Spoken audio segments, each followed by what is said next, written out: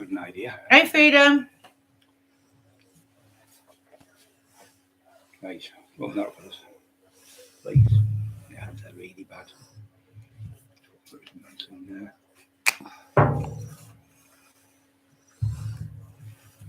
Hi, Freedom.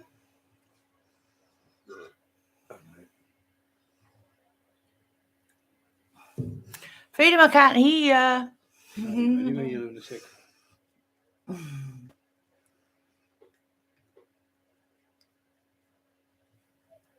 That's it now, they're awake. Freedom, do you know what? Right, Freedom. Eli's been babysitting the wolf while I went to the shops, didn't he? Bye. Yeah. Come back and they just sat like a little, like one big massive one, like one little Eli. Eli looks like a little tiny dog now. Nanny McFrame is. Nanny McFrame, oh, running again. Freezing cold today. I woke up last night freezing. I was in bed. Don't forget to push the like buttons as you come on. 26 on, 7 thumbs up. And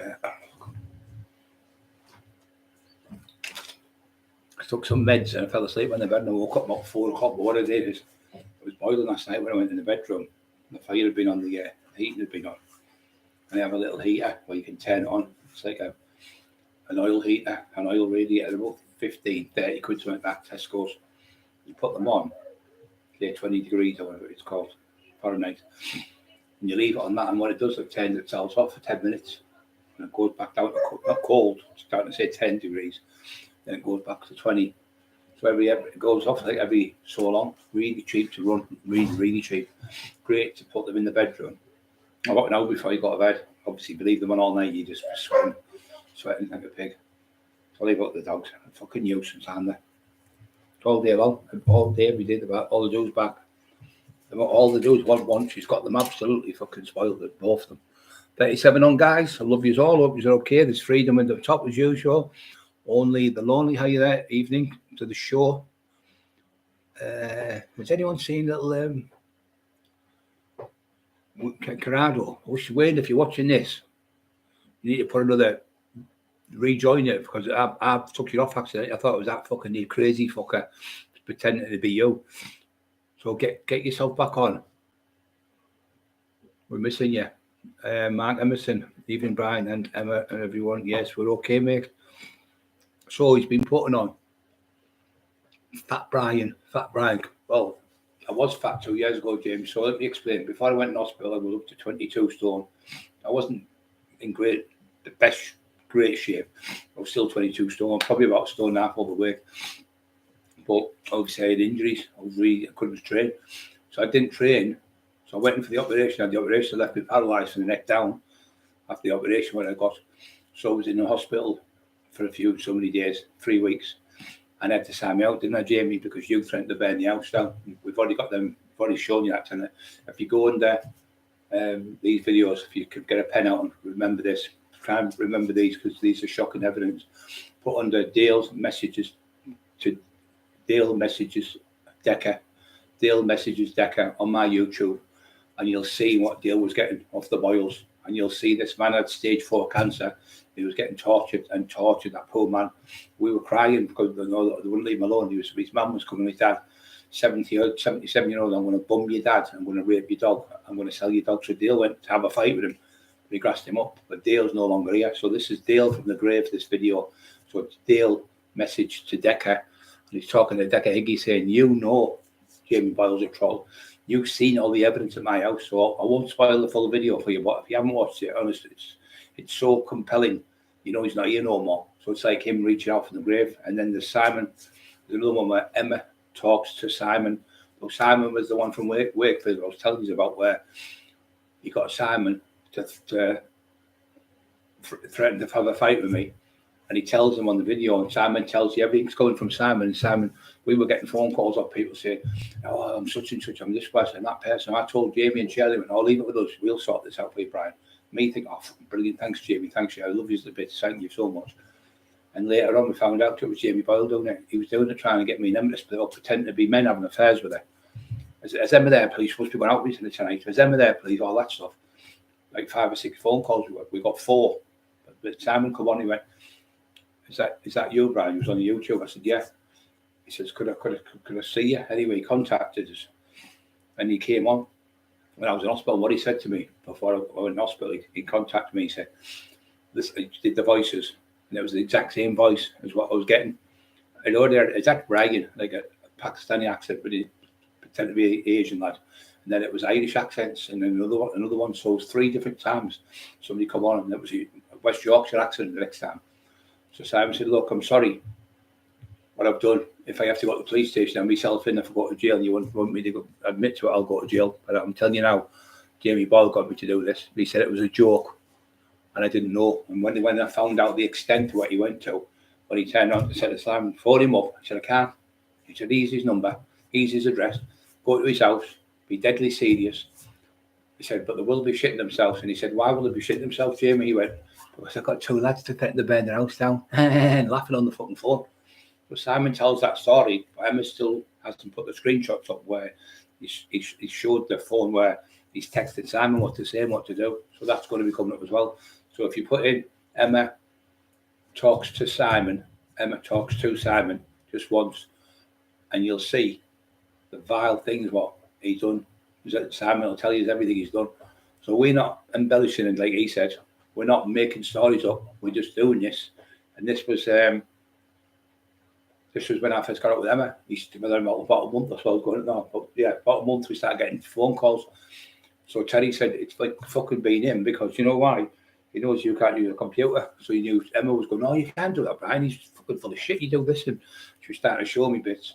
And I was realising, I thought, the penny started to drop. You know what I mean? I thought, fucking, there's something not right with you. Going, oh, yeah, we love you and we're going to do this for you. But he was just grooming me like you would do a child, because I knew now about computers. So that's what he does. He also, if you notice, it was like Paul Sykes dead, Lee Duffy dead, Roy Shaw trying to do his dead. All lies all the time for these people. But this idiot's been on today saying I was Fat Brian about 2 years ago. Yeah, I was overweight, Jamie. But that was not, I think the excuse was this. I was in a hospital bed after these major operations where I couldn't move my hands. I couldn't even get out of bed. I had a hospital bed. I've still got it now. I'm deemed that ill still now. If I ever go back over, they've given me it. I've got that bed for life. They've given me a hospital bed where I can push. It's worth about $5,000 the bed. You push buttons and everything, up and down and all that. So on a normal bed, she said, it's no good for you because of your injuries. She said, you need to be able to move. And I've got things that can go up. Like, it's all electronic. I'll show you one day. I'll go into the camera and I'll show you. That's been there for 3 years. That I've been poorly for the 3 years. So in that 3 years period, after about an year and a half, maybe 2 years, I think it was, I started putting weight on, obviously, because I'm not moving. They were coming in, doing this with my hands, moving my hands. They were doing this with my neck, moving my neck, and the physios coming in, they were laying me down, massaging my back, doing like chop stuff and all that, and then fucking massaging me, trying to get my legs to work and stuff, because I couldn't, there was no blood. The nerves weren't working. The signal wasn't sending to the nerves after the operation. So I was like, the cabbage to my hands were like, I couldn't even pick a phone up. I couldn't even wipe my nose. I couldn't even go to the toilet. I had to get a minute to clean me and everything. And the nurses come out, care workers, 5 of them a day, were coming out to wash me, shave me, get me out of the bed. They said, oh, I can't do this on a run. If you fall, the weight of you, because it was obviously big, it'll be a disaster. So he said, we need to come around. So there's what, 3 round. Oh, we need more. So they were doing me. So one was shaving me, one was changing my catheter every day or so. So this was going on for months and months. And obviously I wasn't moving. And because I wasn't moving, I put weight on, Jamie. So then I get out of bed and I put weight on. And I'm doing the crossover cables to help people in the community and help people who've gone through the same as me. I said, look, we all can do this together. I put weight on. I'm showing you how to do the crossover cable. And he's cutting, Brian's big fat belly. Brian's big fat that. So I've got a big fat belly, Jamie, right? Right. I'm going to make you look full now. Where's my big fat belly, Jamie? There's supposed to be there. There. That's how much fat I've got my stomach, Jamie. So where's my big fat belly? Howie. Clown, where's my fat belly? You fucking balloon. You big fat cunt. Let's see you come on, fatty, and show your belly. Big fat pudding you are. Absolute pudding. I've got about less than half, about 3/4 of an inch of fat on me. And it's less than an inch to say. If you've got less than an inch, you're okay. So you were just a big fat SpongeBob sat there calling people, sweat like a fucking rapist on the settee. So he's saying, oh, he's getting the police on me. No, we haven't got the police on Jamie. We've got the police on the police. We've got the complaints police complaining to the police. We haven't made statements on you, you fucking little mug. Stop pretending we've got the police on you. No one's got the fucking police on you. If they've got the police on you, where's your statements? No one's got no police on you. You're not even under investigation, you fucking little mug. So there's two things. And the other one, I can't prove. I can't prove it. I can't prove. He said he never had a security firm. He's lying.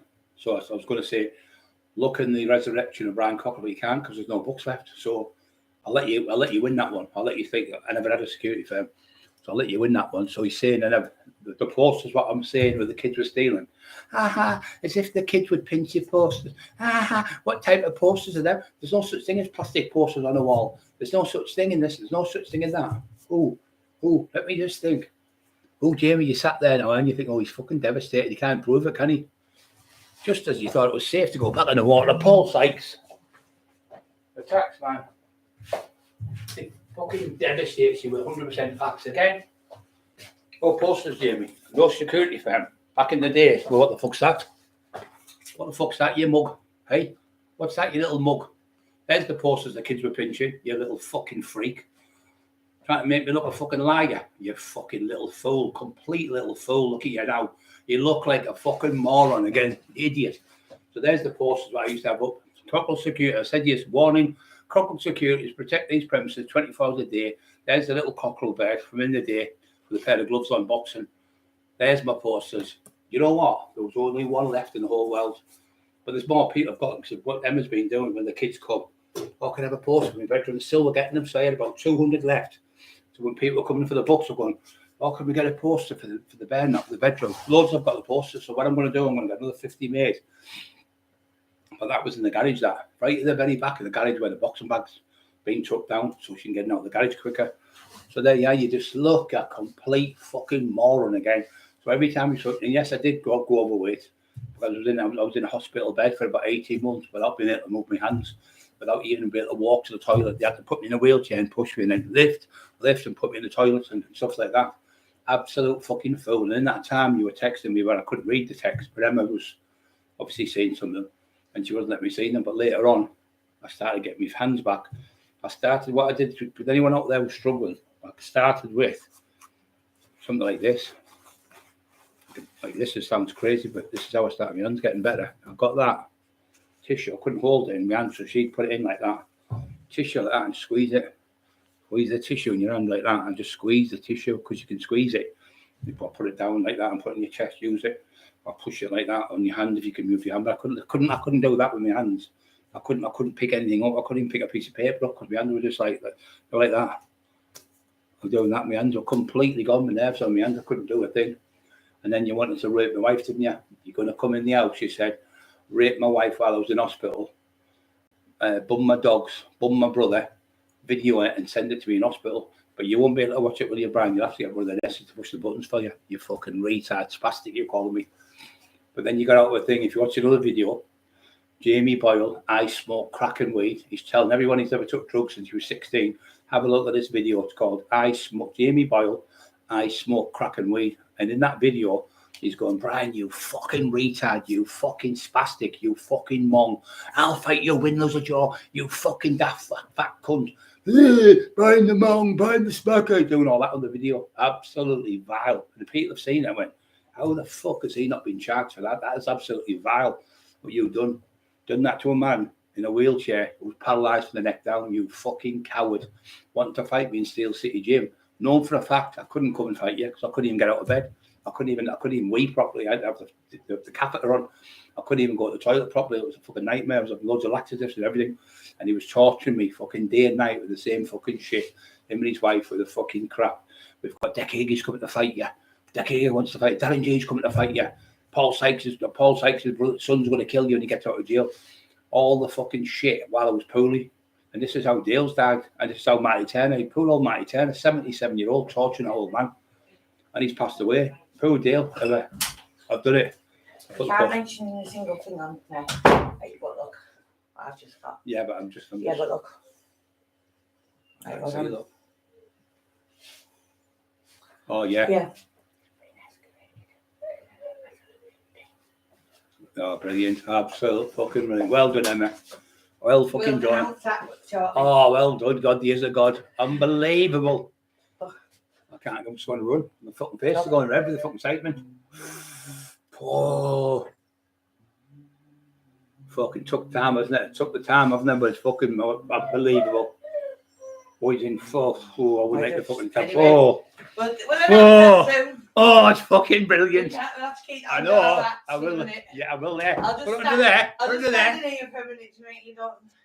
I know. You know what I'm like. No, what? I promise I won't say nothing. I'm not an idiot. Yeah, it's just because I'm just saying he's got. Emma, wasn't how bad was I moving my hands? Could I move my hands or nothing? No, honestly, like Paralysed the neck, wasn't I? No way to lie. He couldn't even go to the toilet, could you, or nothing? No. It was terrible. Terrible. No. Really, really bad. Had catheters on everything, didn't I? Yeah, and they were all stuck in wrong, and they had to give you a long enough lead, and all that. Yeah, it was the wrong lead. It was like, say, for a 7-year-old, 8-year-old kid, the catheter, and it was pulling on me thing. Honestly, I've never known anything like it. I didn't think he was going to make it. Well, put it this way, Kev Kilty and started crying. Brab, Heidi. Everyone was upset because it was just the way. And what he was doing, he was texting, going, "Ha look at the spacker can't get up. Ha look at the bung, he can't get out his chair. Ha what are you going to do now, Cockerill? I'm going to fucking destroy you. I'm going to beat you in the gym. I'm going to do this. Come and meet me now, you cowards." Same as like when Dale was on Death Story. Exactly. And threatened me with Decker Iggy. I'm getting Decker to come to fight. Yeah, and then he tried to say, he tried to say, he probably knew now about it, like Paul. He tried to then say, they were going to try and expose your poor benefits and all that. You didn't know none of this. You were in hospital. Do you know what I mean? Yeah. It was absolutely horrendous. And you were getting affected to rape the house down. Me and Scrappy were actually, because you didn't have Eli then. You've still got the recording of the young lad who threatened to burn the house down, and then Emma talks to her, and he talks back. She'll put that on when it comes to us. And Bobby wasn't here then. And Dr. Flan used to take me, didn't he? Yeah. Take you to the hospital. But me and Scrappy were here, and I had Scrappy downstairs, and we used to put wood underneath the living room door handles and stuff like that in case we had to get out the patio. Because I thought she was going to get raped. Because the people who tried to rape before they got done and got off with the technicality. But what happened is Jamie found the names and addresses and sent the pictures and stuff to her. Oh, he's got one of them in the back of one of the Lee Duffy books who never knew Lee Duffy. And then the other week, I said to Freedom will agree with me here. They said the name of my rapist, right? And I said, oh, that's him, that. I can tell by the kissing emojis, the lips, right? And I said who it was to Freedom, and Freedom will verify it for you. And she went to shout on Dale stuff, the kissing lips emojis and all that. I know him better than he knows himself. I know, but I'm the same. What he is, what my friend said to me, he's a jellyfish. So a jellyfish is transparent and fucking spineless like you. And you've got a belly. Let's see Jamie Boyle. Come on and show his big fucking. Let's see your six pack, Jamie. Come on, let's see how good your stomach is, eh? I've done the challenge. I've done it. The same as that drugs. You're telling me, bring anybody at my house, 365 days in a row. I'll do it. A year in a row. I'll do a drug test for cocaine. You keep saying I'm on coke, Jamie. You keep saying every day, no, you're the one who's a junkie. You're the one on the drugs. You're the fucking heroin addict. You're the alcoholic. You're the bum. You're the bum on the streets of London begging for money off people. And you got that money and you spent it in the gay clubs down London, didn't you? That's what you did. Spent all the money. You did it with the books. You ripped everybody off with the books and then started calling them names so you didn't have to pay them. Yeah, what are you? That's what I wasn't. What was there? Trying to. There's a picture of me walking. If you have a look, I'm walking with old Matty Taylor. God, fucking all these people. He's fucking hurt. They're all in early graves because of him. He wasn't happy then. So Marty's took me to the pub, and I couldn't walk for some strange reason. I couldn't walk with shoes on. I don't know if it was because they were maybe half an inch tall, and I felt I was like tired. Because what they said to me in the hospital, if you fall, North East Hospital said, it'll be a disaster because you could snap your neck and die, or you could be paralysed with the neck down. The worst thing in the world for you is a fall. And that's why I was having 5 carers coming out, because you have to get in a special position to hold you and lift you out. Emma tried to get me out of the bed, God bless her. 6 o'clock in the morning, I put my head on the bed. And I didn't realise it wasn't a hospital bed, because I'd come out in the hospital. So I'm in the, she took it downstairs by herself, bless her, fair and Scrappy on her own. Put all the bed together. Maniac come out and helped her. She put the bed again, but because it was soft, the mattress, and I pushed my hand in it, I fell off the bed. Because I was trying, I thought it was just normal still, because I'd only been in bed. So I'd had the meds in me, all of them off, and tramadol fucking shite. I'm like that cabbage. I thought, I need to go for a wee. But me, I'm still like in my own house now, because I've been out of the hospital just only about 5 or 6 hours, so I'll just get up and go for a wee. And I went like that, and I fell on the bed, and I fell right out of the bed and hit the deck, banged my head on the floor, banged my elbow. She went, oh my God, she couldn't budge me off the floor. So I was still heavy, 20 odd stone. So anyway, fucking the paramedic people, she phoned the ambulance. They come, it took 5, 6 hours to come. But anyway, the young lad and lass, you got me in this position where you put your hand out and you hold them in a special way and you just lift them up. Oh, that's easy. And they grab you by the elbow, special way, and pick you up and they put me back. But, oh, you're a big, heavy lad, aren't you? She said, oh, I said, so sorry I had to phone you up. I was getting upset, because I thought there's more people out there than me. There could be somebody on the motorway fucking dying.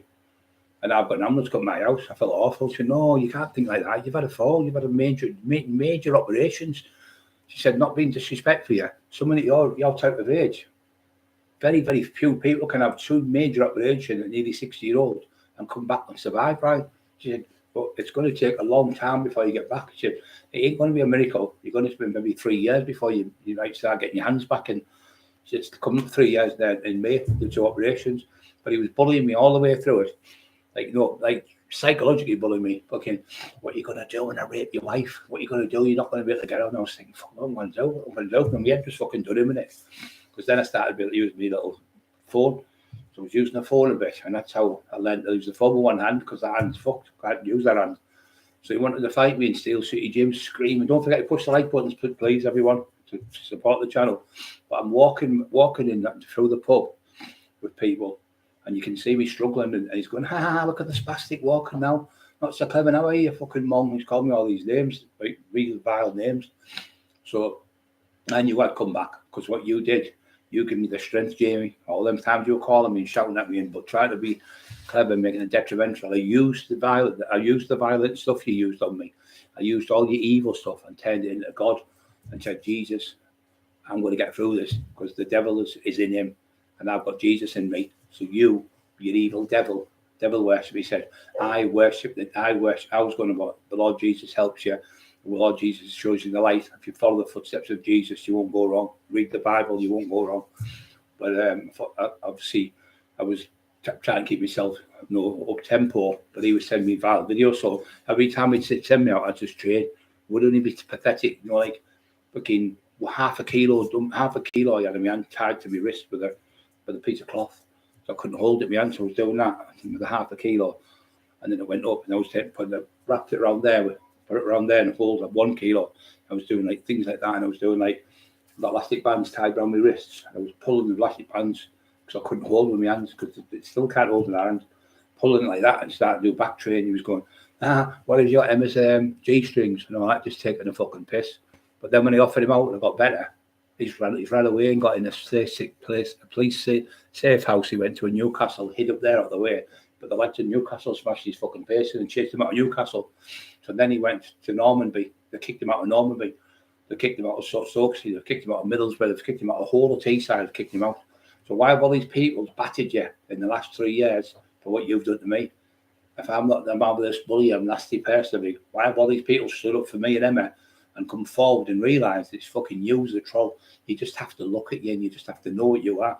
He's in a porno. He's in a shop with a pornographic book, 18-year-old book. There's not wrong with that if that's what he's into. But there's 5 or 6 kids stood behind him, and he's going, and like a perverted face going like that to the book, and then he's turning around showing the kids the pornographic pictures. They're like 12, 13, 14-year-old kids in a shop, just a little corner shop. He's turning around with a book like that and showing the kids the disgusting pictures. For kids, if that had been my fucking children, I'd have got him fucking done in. Showing children in the shop pornographic videos off the top shelf, doing that and going like laughing. I've got a video to keep. Fucking round the fucking bend. You're twisted and you're just evil, So you ripped everyone off. So everyone's a liar apart from you, Jamie. How can that be? How can all these people look at Mary House? She's getting charged in the next 2 weeks. Marie is gone. So shit through you, the same stuff. Going to burn your house down. You're going to do this. You're going to do that. You're going to get people to doorstep. You've got lasses coming to beat you up. The lass, another one with cancer, tortured her with cancer. Half a lung was cut out. and you were tortured going, I'm going to get you 3 kids put in care and I'm getting you in jail and you're going to jail for 6 to 8 years. Texting it every day. I've been talking to the police. The police are coming to get you tomorrow. I've liaised on with them. See, Maria's phoned the police station. They're going, nobody's coming to your house. It's just that fucking lunatic. Ignore them, they've said. So you say, Maria's getting 8 years. What she's done, my wife's getting her 8 years and she's going to lose her children. Now, Maria's got 2 kids who are autistic. And one's got ADHD, one's got ADHD, one's got autistic, and one's like okay, you know, because he hasn't got anything wrong with the other kid. But the other two kids are high, no ADHD. Lovely kids, Pete. I love them all the world. And she's got a little dog in that. So she got the second. She had the first first time she went for chemo, got rid of it. Second time she had to get her lung cut out, and they're texting and going, "I hope you die of cancer. I hope the cancer kills you. I hope the threats on the phone." Now, if you watch Dale, he says, Jamie was going, "I hope the amount of phone calls I'm giving you every day, by the way, it's Dale messages Decker. The video is called Dale messages Decker, and the other video is Emma speaks to Simon. Emma speaks to Simon. Both are on my YouTube channel. I'm not joking, you guys. I don't exaggerate things. You will be fucking devastated and gutted for Emma when you see what he's been doing, and you'll be gutted for Dale, what he did and what he did to me when I was in a wheelchair. Disgusting, vile bastard. I wasn't even in a wheelchair. I was in a hospital bed. I was that bad. I couldn't get into the wheelchair. Some days they'd get me out and take me to a shower. In the hospital, you're in the wheelchair and you get pushed down, but it's like a one where you can go in the shower and they put you in. It was usually great, that. And then the shower would hit you on the head, the hot water, and you could feel it, and you're getting washed and that off the nurse. I couldn't even wash myself. Couldn't get out of bed. I had to have a catheter on, and I had to get took to the toilet by the people from the hospital while that bastard was torturing my wife. My poor wife had to barricade the back door with the table and chairs in the kitchen. She had pieces of wood jammed under the fucking doors living, and she had the settees pushed against the door to jam the door so they couldn't get any out. So she thought, I'm not going in the passage. If they get in the passage, I'm better in the living room, so I'm going out the back way. I have to come in that way. So that's how she was working in her head. So she had to get a bucket to pee in. She didn't dare go upstairs to the toilet or in downstairs to the toilet in case they were in their house. She was going to want to come through the back door. I know you're very vulnerable in our house on your own. I know you've only got an old dog, Scrappy, on your own with him. So I know I'll get past that dog, and I know I'll get to you. And I know I'm going to get something to grape you, and I'm going to kill your dog. I'm going to poison Scrappy. Fucking hell. She's got all the scripts. She's got all the stuff to prove the whole lot. I can't believe what she's just showed me there. I'm like buzzing here talking to you, and I've got like an elation of like, fuck, I've just won £50 million. You can't believe what's just happened just now. Been waiting for this for fucking months. Oh, I'm going to blurt it out like a daft cunt and let him know. It's the best text I've ever seen in my life. Oh my God, he's fucked. Yeah, so, yeah, the only autistic man, are you on? Fucking hell, autistic man. Where have you been? I haven't seen you for ages. Oh, autistic man, great lad. Dominic, Freedom, only lonely 1, 2, 3. I hope you're okay.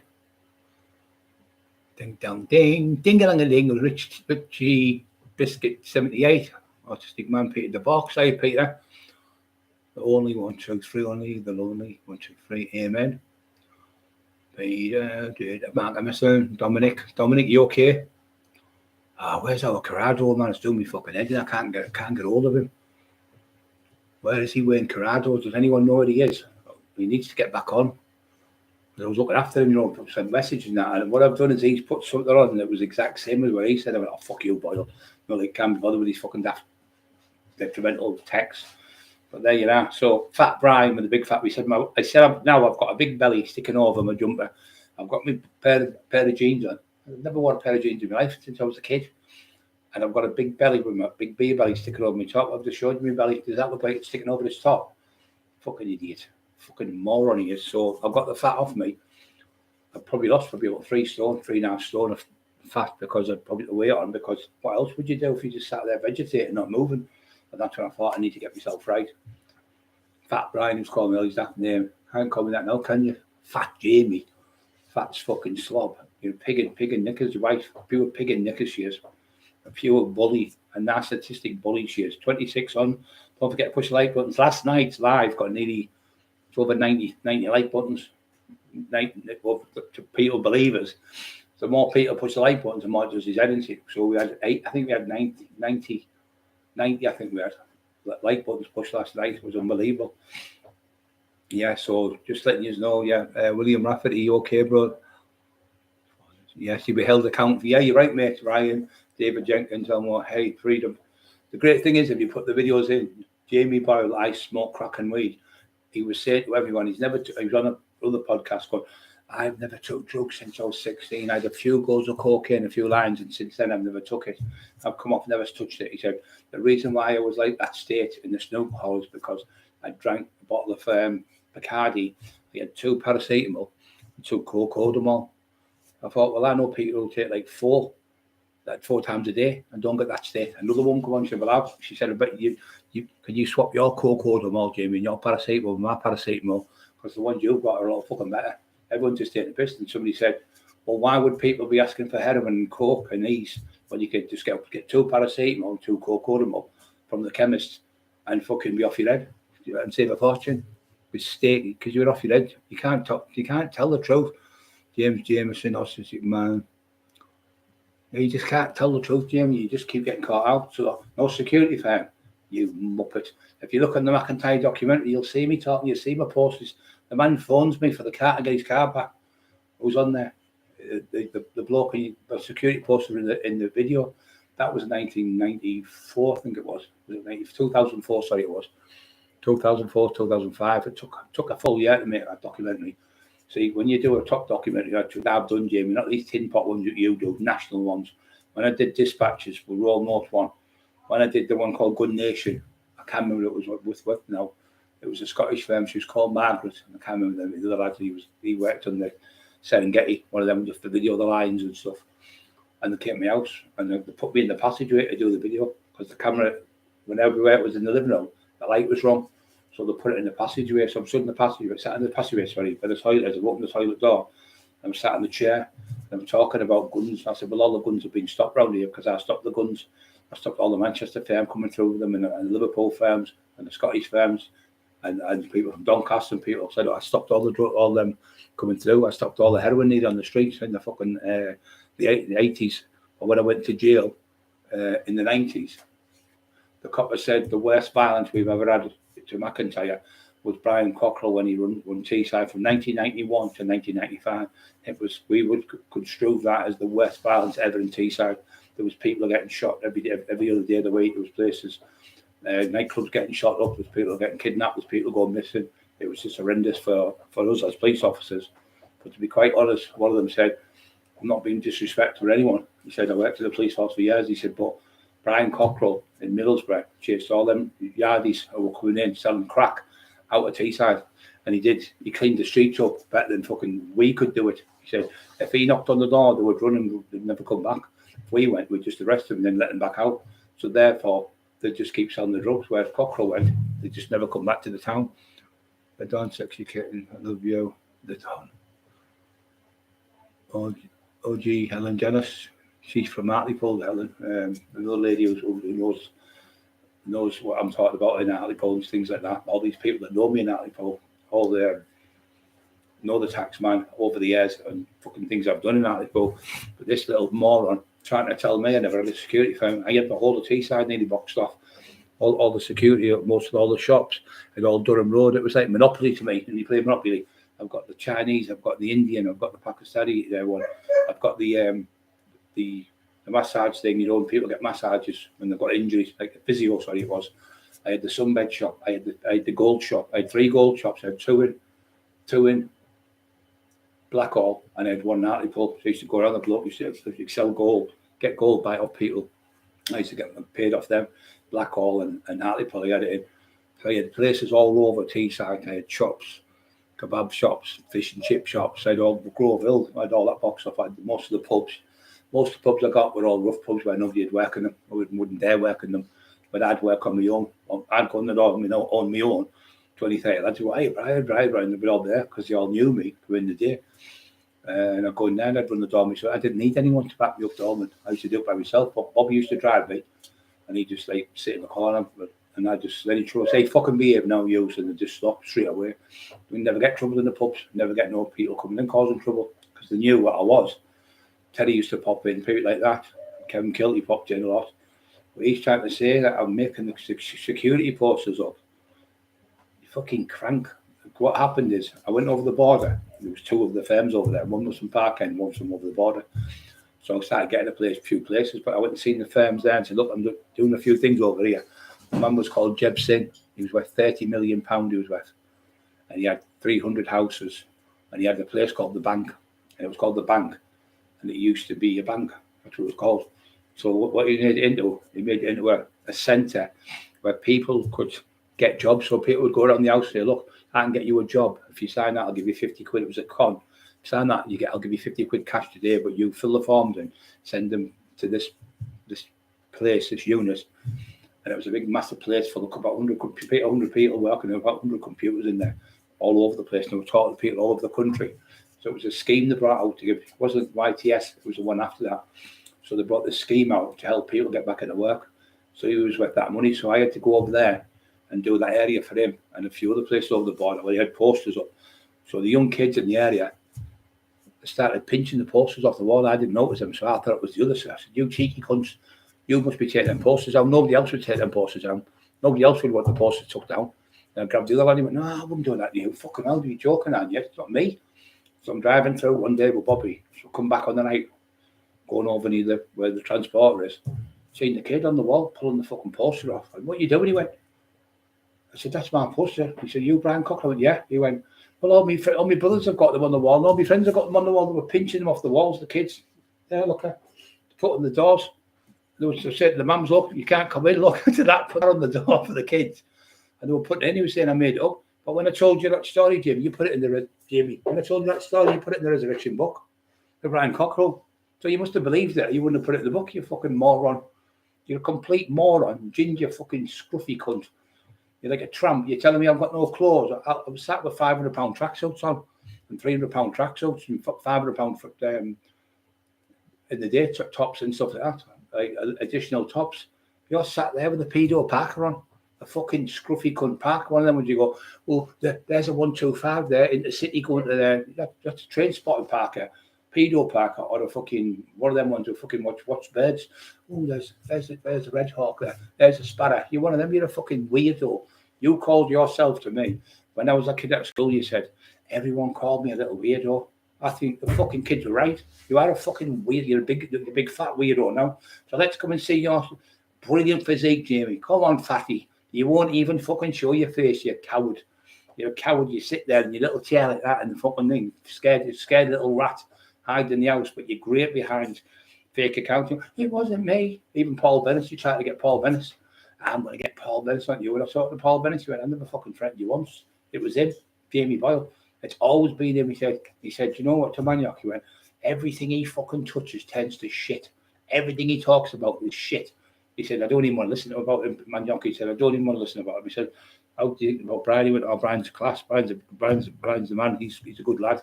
Really good lad in the day. Fucking hell." But you, he said, "You're a piece of fucking shit." And why am I still in Teesside in my own house? Somebody put on, "Oh, as if you'd be getting the police." And go, "No, we never got the police. What we did, I was arrested for about the 5th time by Jamie Boyle. My wife was pulled in 4 times. Teddy was pulled in 5 times. And so was Mary Howarth and Carl Walker and Steve Mack and Steve Shannon and multitude of old people. And every single one who's been arrested by Jamie Boyle's allegations have all got off with them because you're a fucking compulsive liar. You can't stop telling lies. You can't stop making shit up. Oh, I've got a book coming out. I've just done 4 new books." You said they're all done, but I'm not going to put them to print. Well, why would you write these books if you're not going to print them?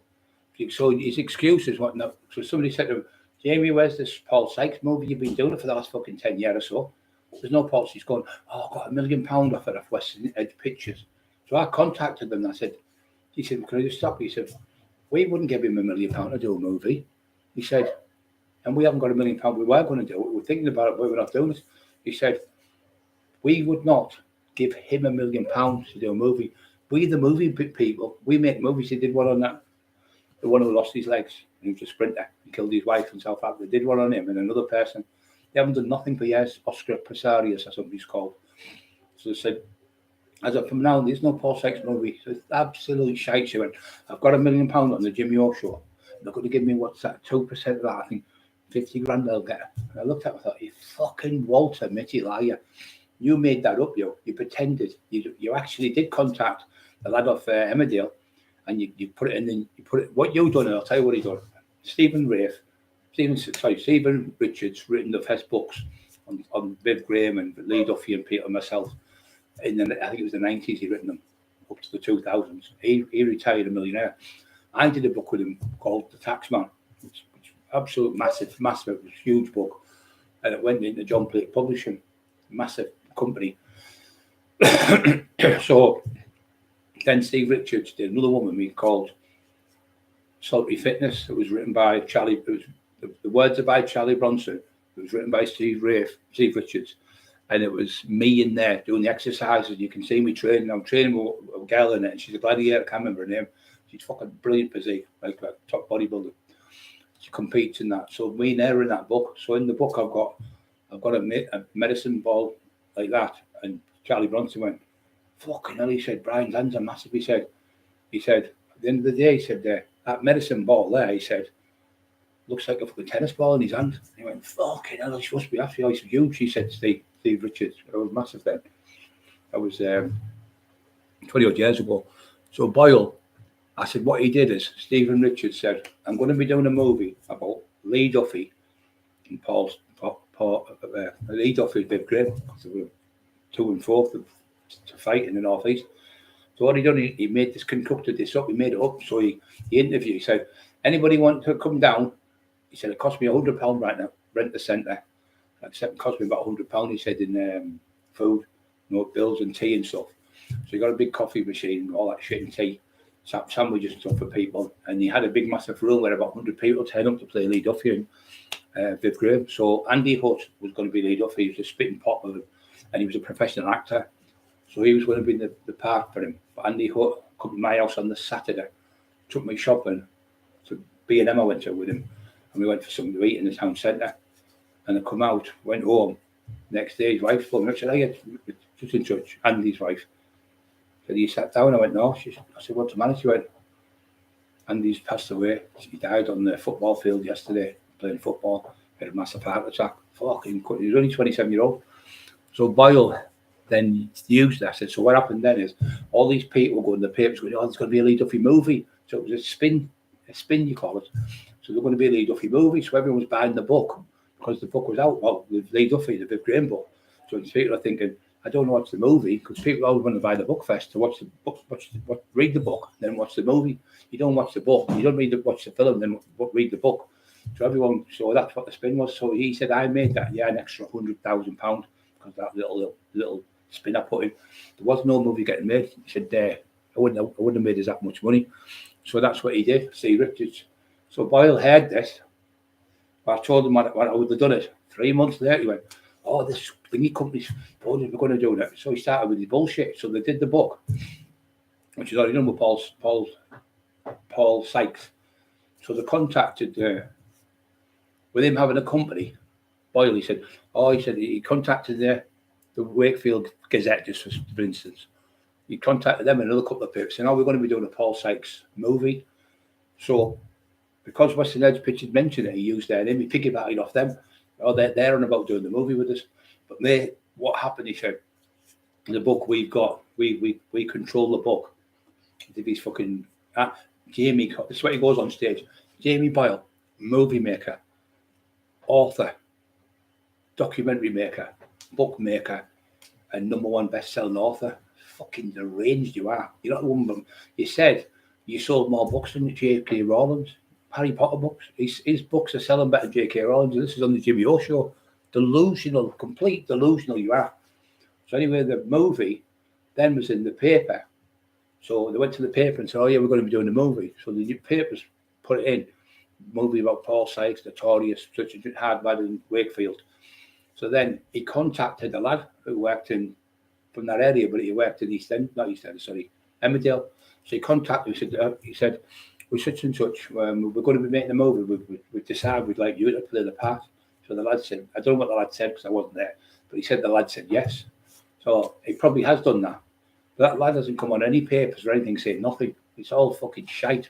So there's no movie at all whatsoever getting made about Paul Sykes. There's none getting made. I promise you now, it's all over fucking cack. It's been going out now, like I say, fucking about 8 years. I think they've been on. They were on about 8 years ago. I think it was. I think it's 9-10 years coming up. But he's been on it 8 years, Boyle. But they were on about 10 years ago going to do it. But they pulled the plug on it because they heard all the stuff about him being a nonce and a rapist, raping young kids in jail. That's what he used to do. He used to forcefully make them have sex with them in jail. A fucking proper wrong. And he used to do it with his own sister. So Boyle was on the Jimmy O. He said to me, he said, his sister said, this is on Jimmy O. He went, his sister told me what he did to her. He said, and I said, oh, I can't put that in the book. I can't put that in the book. So I said to him, we went for a break because we made we did the podcast about 3 hours. It took him. He was off his fucking head, full of sniffing, full of fucking hot whiskey, Southern Comfort he was on. So he goes outside and we're talking, and he went, I said, what are these? She said, well, I wish I had a big strong brother that would come and look after me and love me instead of the monster who used to come to my bedroom every night and abuse me. I thought, you fucking scumbag. And I said, you still went and written that book. Why didn't you put the truth in about your sister? Because he said I wouldn't sell books. I thought, you fuckers, it is all about money with you. And that's why I was starting to get sick now. And then he was laughing about Paul Sykes having sex with a 13, 14-year-old. He said, well, I don't think there's nothing wrong with it as long as they consent. Well, I said, I fucking do. The kid said, we was 30-odd-year-olds. How can you not condone that? How can you condone that, sorry? When it was like your fucking daughter being, somebody having sex with your daughter when she's only fucking 30, a 30-odd-year-old man, you go fucking ballistic. Any normal parent would go mental, but not you. Then you went, he used to have a threesome with a 13, 14-year-old while they were on the school holidays, for the 6 weeks holidays. They went to Blackpool, I don't know where they were from. They went to Blackpool, the mum and dad, and he was having sex with them, Sykes, over the 6 weeks. I don't know how long they were there for, but they went over the 6-week holidays. They might be there a couple of weeks. And he went, I used to meet them. Then he met another one called Kath, which was his wife. And then his first book he written. His first book was not written by you, Jamie. His first book was written by Paul Sykes. He got a Tesla award in jail. And the reason why he went to write the books, this is for you, Bob, from you. He fancied the school teacher, so he put in for to write the book. We got in there and he won the award. And it was the final agony. I don't know if it was final agony or something. First agony, sweet agony, I think it was called, something like that. So Boyle pretended he got his sister. What they've done is they've got Paul Sykes' sister to get the book. Now, if a book's off the shelves for about 20 years, 25 years, I think it was 1970 something the book was out when Paul Sykes did it. And because it was laid dormant for so long. So they then contacted a solicitor and then they got hold of Paul Sykes' sister. She used to live with Paul Sykes' missus. So she said, she said, okay, I'll get the books and I'll sign it over. So she signed it over because she was like his sister. She signed it over because he said, I'll give you 50% of everything made off that book. And guess what? He didn't give that lady a fucking penny. Nothing. Didn't give her one single penny. All the Paul Sykes were sons. He never gave them fuck all that shit. I've sent them 200 quid. I've sent them 300 quid. No, you didn't. You ripped every single person off. And then when people come knocking on your door for, like, Terry asked for his invoices, you phoned the police on him. When I asked for the invoices, you phoned the police on me. You're a fucking horrible person. And you've been found out. But them videos, Jamie Boyle, I smoke crack and weed, is on the internet now where you can hear him and see him physically. I'll fucking school you. I'll dance around you with my left jab and all this fucking shite. All that crap. And then when I got a bit better, I said, right, Jamie, I'll accept your challenge now. I'll fight you anywhere you want. For the last year, I've been offering him out to fight me. The fucking scumbag won't have a straight with me because he's a coward. St. Francis Drake named the schools and removing it. Disgusting, Michael, Derbyshire. Yeah, it's disgusting. It's disgusting what he's done. So he's in love with Paul Sykes. He said, I won't go through the full thing. He went, we were at a place with the BBC. We were going to do a 3-part documentary on me. He went, if there's any parts in the movie, can I play the part when I get bummed up the arse of Paul Sykes in a prison cell? And then we all looked at him, and one of the lads went, get the fucking way from us, and made him stand in the corner in this place in Newcastle. What man wants to be bummed off a fucking... And then he goes on about bumming people's dogs. I'm going to bum your dog and I'm going to bum your dad. 77-year-old Dale's dad. You'll see the video. Dale messages Decker. Just watch that video. It's on my YouTube channel. Dale messages Decker, and we've got the permission of Decker's family, and we've got permission of Decker to put the videos on. So we've got it all written down off Decker. We've also got the one with Simon Ambler's on, who tells him that Jamie got him to going to come to my house and have a fight with me, give my own name and address out, told him where I lived, told him what car I had and everything, and told him my address to come to it, be deadly serious with him, offer him out for a fight. He said, but they'll be shitting himself. He said, what do you mean they'll be shitting themselves? He said, I've got 2 lads to phone him. So he sat and went. 5 minutes later, he phoned him. I said, what did you get them lads to say? He went, oh, I got them to say, I'm going to burn your house down. One of them recordings we've still got. And also he was getting Decker Higgy for me. I'll let you see the Decker Higgy one. I'll get him to put that on the next few days. Decker Higgy. So I phoned Decker Higgy. I said, listen, you fucking mug. This is before I went in hospital. About 5 months before I went in hospital, I was still fit. I've been training. I was on the bag. I was about 22 stone. So I said, listen, you fucking muppet. I'll come now to the Carlisle with myself, or my brother will come with me. I'll jump on a train. Me and you'll meet. You don't need loads of cameras and all that. I will still know, because I thought he was going to record me and get me done. I thought, I'll destroy you in seconds, you fucking wrong, another fucking Wikipedia. So I said, well, I won't get it on. He went, I'm getting the place on you. I'm getting my dad to get the place on you. I went, you're supposed to be a fucking fighter. He said, yeah, but that's in the ring, not in the street. I can't fight you in the street. He said, it's too much for me. So he made a video saying, in my opinion, the best fighter of all time, this is him, was 5 top fighters he put on, and he had me as number 1. He said, Brian Cockerill, I think, is the best fighter ever in the country. This is Decker Higgy's video. When I was a kid, 14, 15, he said, I wanted to be Brian Cockerill. But then Boyle got in his ear and got on the show, calling me a troll. And then Dale says on here, because it says Dale messages Decker, and he said, do you know how ironic you look? You fucking fool, Decker. Do you know how fucking stupid you look now? You sat with Jamie Boyle, the biggest fucking troll on the planet. You sat with the biggest troll. You know I showed you proof and evidence. And I showed you what Jamie Boyle was doing. And what did you say? It's called Dale messages Decker. Dale messages Decker. Your proof's on there. Went, I told you, and you said that Jamie Boyle was his fucking jaw breaking, brother. He wants his fucking jaw breaking, you said. And that's what, this video, you watch it, and you'll hear the rest, what he does to Dale. Getting the phone, the police on him, getting him locked up while he had stage 4 cancer, and phoning him laughing down that he was sick. He was pretending he wasn't the Joker. So he was pretending to be the Joker, with the Joker, you know, the Joker of Batman, who was crying with the face on him. So he put that on, he's doing that to people. He did it, another lad, the Asian lad who had cancer, brain cancer, he had, called Raggy Doggy, Ranjit from his dad. And he was torturing him as well. So he was doing the same thing. He said, Brian, what he's doing? He's laughing on the phone for 20 minutes. Like the Joker of Batman. So then when he told me that, I went, you won't believe this, Raggy. There's a man called Dale Brendan Hyde, an author and a fighter from Wakefield.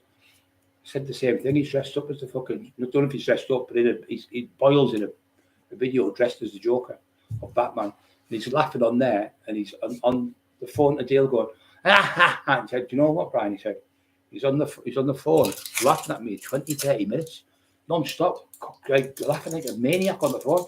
He said to me, are you up the, I was sick. That's the bed before, come on. Said me, anti-fucking, still on bad, then we had the Lamaproscope, so we've been sick. Still feel sick in the bed. So that fucking scumbag. Ellen, you missed loads of shows. OJ, Ellen, this last week. Oh, the stuff about article we talked about last week. And St. Crow and everything. All the old days we used to go to St. Crow. It's fucking class. So getting back to him. So all these people, a magnitude like Terry Dicko and Marty Joseph Taylor and Dale Brendan Hyde and Carol Edwards and Carol Edwards' children, Lee Duffy's kids, Lee Duffy's brother. All these people, Terry Dixon's son, Lee Duffy's son, Kev Kilty's 2 sons, me, Emma, old Bobby. Everyone's a liar apart from you, Jamie. Everyone's coming up with videos. Dale's a liar. It's all these people from all over. There's a top boxer coming on the show. He's from London way. Boyle tortured him for 2 or 3 years for nothing. Not a thing. He never did nothing to him. Another fucking top boxer from down the road come on from London, contacted Emma, and he's giving us all the proof what he was saying. Boyle went, I'm getting the police on you, I'm getting the police. He starts offering people out. He gets off his head on drugs, gets off his head on drink, then he gets off his head on drugs, and then he starts taking his Subutex and his diazepam and all the other fucking shite. And then he starts turning to Mike Tyson, but he's only on a screen behind a computer. And as soon as somebody says, right, I'll fight you outside, I'm at your house. I'm getting the police, I've got cameras on my house, I've got speed dial on here. I'm recording you now from the front. So he records them. And he starts shouting out the window and saying, I'll fight you anywhere you want. And they'll say, well, I'll fight you. Come and fight me now. The lad's shouting. So he's got him on camera. He's got him on fucking video. Takes the bit out where he said it, splices it, phones the police and gives the police and gets the person locked up. That's what he's been doing to everyone for years in Teesside. All over Teesside. He's chased out of every single council estate in Teesside. He's not allowed to come back.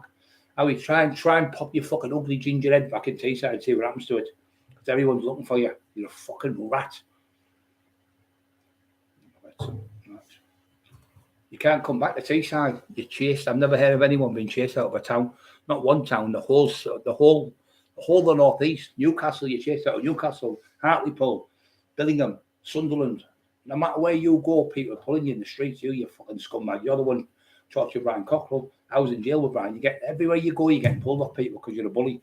The thing is, in the end, it always comes out in the wash. My mum used to say, and my dad, who's passed away now, sending me saying, I'm going to bum your dad. I'm going to rape your dad to me. My dad just passed away Christmas. We buried him, I think it was 2 weeks after Christmas, the 20th, I think it was, of January. We buried him the 20th of January. He's sending me, I'm going to bum you. When I dig your dad up, I'm going to bum your dad. That's what he's sending me. He was saying, your brother got raped. Let's hope your dad's in hell with him raping your brother. That's what he's texting me and sending me on the fucking phones, on the internet. Every night he's sending me shite like that. Yeah, it's been on the book. That's what he's done, mate. He's a fucking divvy. It's been on the book since years. He's sat there grassing every fucker up day and night. His own fucking family won't let him in the houses. They won't let him. I said to a woman, she went, do you still see that Jamie? And his wife, she went, no. Well, my son knocks around with another lad who's his best friend. She said, they're all laughing at the kid at school, going, your dad's dressed up, calling himself Beryl Boyle. Your dad's running around with a wig on and a women's underwear and stockings. Your dad's a weirdo, he's a weirdo, the pedo and all. They're all calling him at school, the kid. You know what kids are like. They're all laughing at him at the school. Poor kid. I felt sorry for the kid. He was a nice little kid. Then he said to me, I went to his door with a knife, with Emma with a knife. I've never been arrested in my life with a weapon or a knife or anything. Never, because I could do it with them. I'm old school, do it with them. I don't need weapons when you've got fucking hands like them. Why would I need a weapon? And why would I certainly need a weapon for a fucking kid who's a 14-year-old? What a fucking liar you are. So the cops looked at him and went, where's this thing where they're supposed to threaten him with a knife? He went, oh. I told him what happened. I said, he was going around telling everyone, tell everyone I've offered your dad, Brian Cockerill, wouldn't fight me. He wouldn't meet me at Steel City Gym. No, Jamie, I couldn't get out of bed to come to see the Steel City Gym. I'm fit enough now to meet you. I'll meet you. Come text me on here now and I'll come meet you now, you fucking fat fuck. You're a fat shithouse, a coward, and your wife's just as bad as you. Because she can't get another man, she stays with you. Because she's a fucking weirdo as well. Really, really weirdo. She's never off the phone reporting people to the door. She's reported them 5 times to the door and reported me. Shirley, I don't claim old fatty. I don't, but you did, didn't you, Shirley? You claimed £15,000. I took Jamie to the door with Bobby, 2018. The door I'd have been fraud squad. Why don't you get the police on me for this if I'm blind and Jamie? If this is lies, I'm telling them, why don't you get me locked up for it? I went in with you with the door and you were done for £15,000 off the fraud squad. They were from North Allerton where you lived. You sneaked to Stokely for about 6 months and they caught you. And then as the COVID was on, you got away with it. But then you got caught. So what happened is you had to go in and we went in and we spoke to the bloke. And you were down, Shelley had £12,000 in every month, one festive every month for 12 months. In 1 month, you had £3,000. So he said, in 13 months, you've had £12,000 off the door. You've had £12,000 off Rob Brenton, Walkright Publishing. And you've also had £3,000 off Rob Brenton. So he said, oh, no, what it was, I got that to pay for the talk to Tyson Fury. So he pretended that he went to Manchester, met Tyson Fury and videoed him on a video. Well, where's the video, Jim, if you videoed him? So the man said, well, wait a minute, can you hold it? I said, I'm a boxing enthusiast. I love boxing. My dad was a boxer. He said, Tyson Fury, that last year, had 2 interviews, both for the BBC, and he was signed not to go anywhere else or he'd lose the £2 million. and both videos were with the BBC. So why would he break his contract to give you an interview? And where are the interviews? Can you prove where they are? He said, no. He said, I've lost them. So then they said, well, how did you pay them? He said, well, I had 15 grand in my pocket. He said, can I stop you there? How can you walk around with £15,000 of £20 notes and £10 notes in one pocket? It's impossible. He said, I don't like calling people's lives, but I find you're on thin ice here. With beggar's belief, he said. He said, so you interviewed the greatest boxer on the planet, Tyson Fury, you can't remember what hotel you put him in. You can't, and so all right then. So say 15 grand you have paid out to all these boxers. Where's the receipts you've got for the Inland Revenue to show you've spent 15 grand? Because you need the receipts to prove to the tax to reclaim your the money back off tax. Oh, he said, Rob does that, not me. It just lies and lies and lies. And the bloke was looking at him, so he said, right, we're going to have to record. So beep, the machine come on. He went, my name's Brian Cockerill, blah, blah, blah, blah. And he did his name, they did their name. And he said, you're under caution as of now, because this is a criminal offence. You've now fraudulently claimed £15,000 from the dole, and you haven't explained why your wife has had £12,000 put in a bank account twice in 1 month. And you've had £3,000. Now you came on last week on. Emma's got him on. Dale Brendan Hyde's going, you've got no money, Dale. You've got no money. I made £3,000 off the Lee Duffy book. It's got you banged to rights for the dole. Now you're fucked. £3,000 banged to rights. You said you made off the Lee Duffy book, and you told me that £3 grand that you made off the Lee Duffy book is what you put in your house. So that'll all be given in now, the evidence, because they're going to find everything, because the police are watching every fucking thing, like you said, which is great. Because it's not us who the fucking scumbag, it's you. She was claiming family credits and you were working selling books. You never told them what the books you were selling. You pretended you were a tea boy for Rob Brenton for free. But then there wasn't a copy. It was for the dole. He was the fraud squad. They were from Northallerton. So they recorded the full conversation. They said, we'll leave it there. If it comes to light, anything comes to light, we'll come back to you. So I got him off and I got him out work, because he classed me as a Mackenzie friend. He said, oh, he's got the bipolar to me. So I represented him on the day of the dole. I was pulled up here to sit outside for about 3 hours, because the dole took an hour to get there from Northallerton. So we went in there, 3 hours all in, got him off. And he's come out with, oh, the taxman just saved me 15 grand. So I went, so you've lied? He went, oh, yeah. He said, that's off the Lee Duffy book. And he said, I got that a grand off Rob Brenton every month. So I've made like 15 grand in a month. So that money, what Lee's, so what he done then, he started bullying Lee Duffy's family. I said, so you're bullying Lee Duffy's family after you made 15 grand to buy your house, you bought 50, I think he bought £1,500 of the carpets, got the Lee Duffy books, furnished his house, got him his telly, got him the furniture in his house, carpets and everything in the house, and got them a house and the what's it called, the bond put on it, is it mortgage? He had to put a mortgage on it, like 5% of it. So he used the £3,000 for the house, and he was using that house. And then he went and started trolling Lee Duffy's partner, which is the mother of Lee Duffy's children.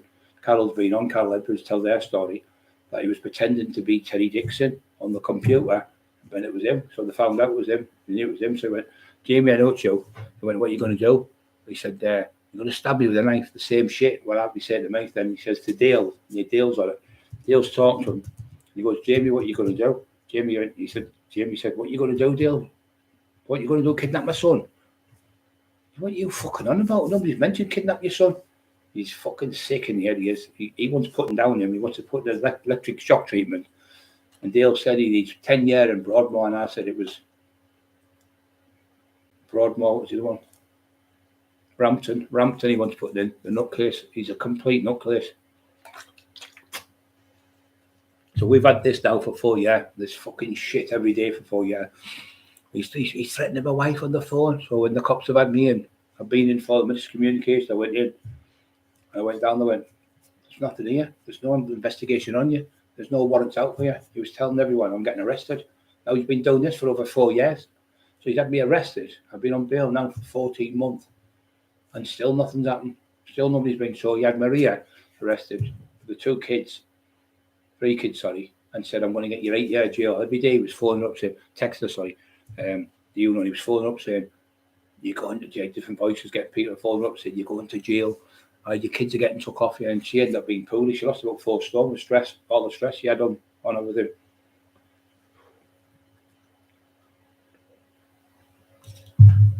But if you don't keep fighting for like Sir Matty Turner and Dale, they're gone now. Their memories are just going to be expunged from nothing. So I don't want people to forget Dale. I don't want people to forget Marty because they were legends. This piece of shit had never paid none of them for the books. I told you that poor old man, he was sending him gay rape porn, and I've got the gay rape porn. But you sent me, you sent Emma, you sent Carol Edwards, you sent Terry Dicko, you sent the also the Lee Duffy family. He sent all these vials, and Marty Turner's 85-year-old sister in Canada, and the other one in Australia, who was 87. You send it to them, and his daughter was 35-year-old. You send it to them, and his son. Now Marty did that book. He was given a Medal of Honor for 44 years for looking after people in the community. You come along and stole his book while he was at COVID. You changed the book into your name, Jamie. You thought he was going to die because he was given the last rites off a priest. So you went down to Wakefield with a book. Took Marty's name out of it and put your name at the beginning, then put Marty's second. So if he died, Marty, you'd have been the sole owner of the book. That was your trap. That was your plan. That's why you did the Paul Sykes book. And when his sister come along, she signed it over to you, and you never paid her nothing. You're a con man. You're a pure con man. You're all lovely to see and great and smiles and everything. Or just like pedos who are great kids. That's what you're like. You groom people. And what you think, well, he wouldn't dare rip me. Fucking, I'm Brian Cockerill, he wouldn't dare to rip me, he wouldn't have the ass. But what he does, he starts doing it, and then he starts falling out with you, and he does something where you fall out with him. So when he said on the Jimmy O show about kids being raped and laughing at them, that was the day. I went home and I texted him, I said, don't ever fucking text me again, don't ever come near me again, go fuck yourself. Laughing at kids being raped, 13, 14-year-olds. You knew my brother got raped and sexually abused, and he hanged himself when he was 38 because of it. You scumbag, you know how much I fucking hate paedophiles. And he's sitting there going, oh, they all used to go, Paul, they all used to go together. There was Paul Sykes, Jimmy Savile, Jimmy Savile, Dennis Fletcher, he was called. Dennis Fletcher, I think it was his name. He was a BBC, something to do with the BBC, really high up. And he also had Dennis Fletcher and Delroy Showers, another fucking nonce, another wrong, another one he's written a book about. So them were going, and so Jimmy also, but it didn't take a rocket science to know what they were getting up to. So what they used to do, they used to go, Delroy Showers had a big, massive car business, and he used to collect debts for Jimmy Savile, and he used to collect debts for Delroy Showers. And Dennis Fletcher used to do that. Dennis Flint, I think it's called. So he worked for the BBC, and it all come out he was a wrong'un. So Boyle said, oh, Dennis Flint was like the Hugh Hefner of America. That dirty bastard who was having sex. He had 6 girls, like prostitutes were there. In that Hugh Hefner, and he'd shout Tracy or whatever, and she'd have to come and do whatever they had to do, like sex slaves they were like. And he thought that was funny. I think they fucking disgusting. Having young girls there and the 70-odd-year-olds having sex with kids in that vile country. He said he was like Hugh Hefner, so they used to have parties in where Dennis Flint used to have his house in the countryside or was it Scamper somewhere in the countryside. He said, so they used to have orgies where there'd be young kids dressed up as fairies and all sorts of different things. He said, and they'd have orgies all over. And I'm looking at him thinking, you fucking right in the head, you're laughing about Sykes going into parks in Wakefield going, give us a blowjob. Give us one of them. Give us one of them. He said, the thing was, his urges were there, but he couldn't. Yeah, I thought, yeah, he slipped up when you said that, Jamie. His urges were there to do it, but he couldn't do it. Yeah, because he was an old man and he'd lost his strength and everything, so he couldn't grape these people. But he was still wanting to have sex with, you said 15, 16, 17, 18, 20-year-old kids. He was asking them for sex in the park. So what happened, them young kids, when he would bully them when they were 14, 15, they then turned on Paul Sykes. They went looking for him and they started putting dog shit on his head. They started cracking eggs over his head and they started setting a light in a skip trying to kill him.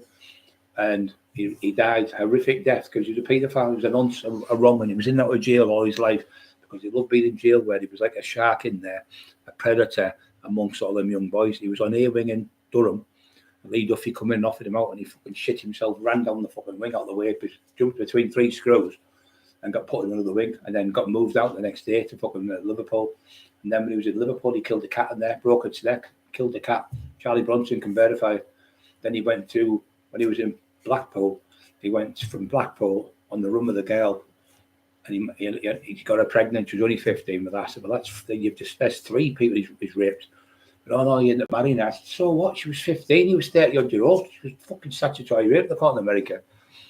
I said, so he said, no, but she give consent. I said, yeah, but she's still under 16. You don't listen, you. So, unbelievable. So he really thinks it's okay to have sex with children at 30, 14-year-old, as long as they say okay.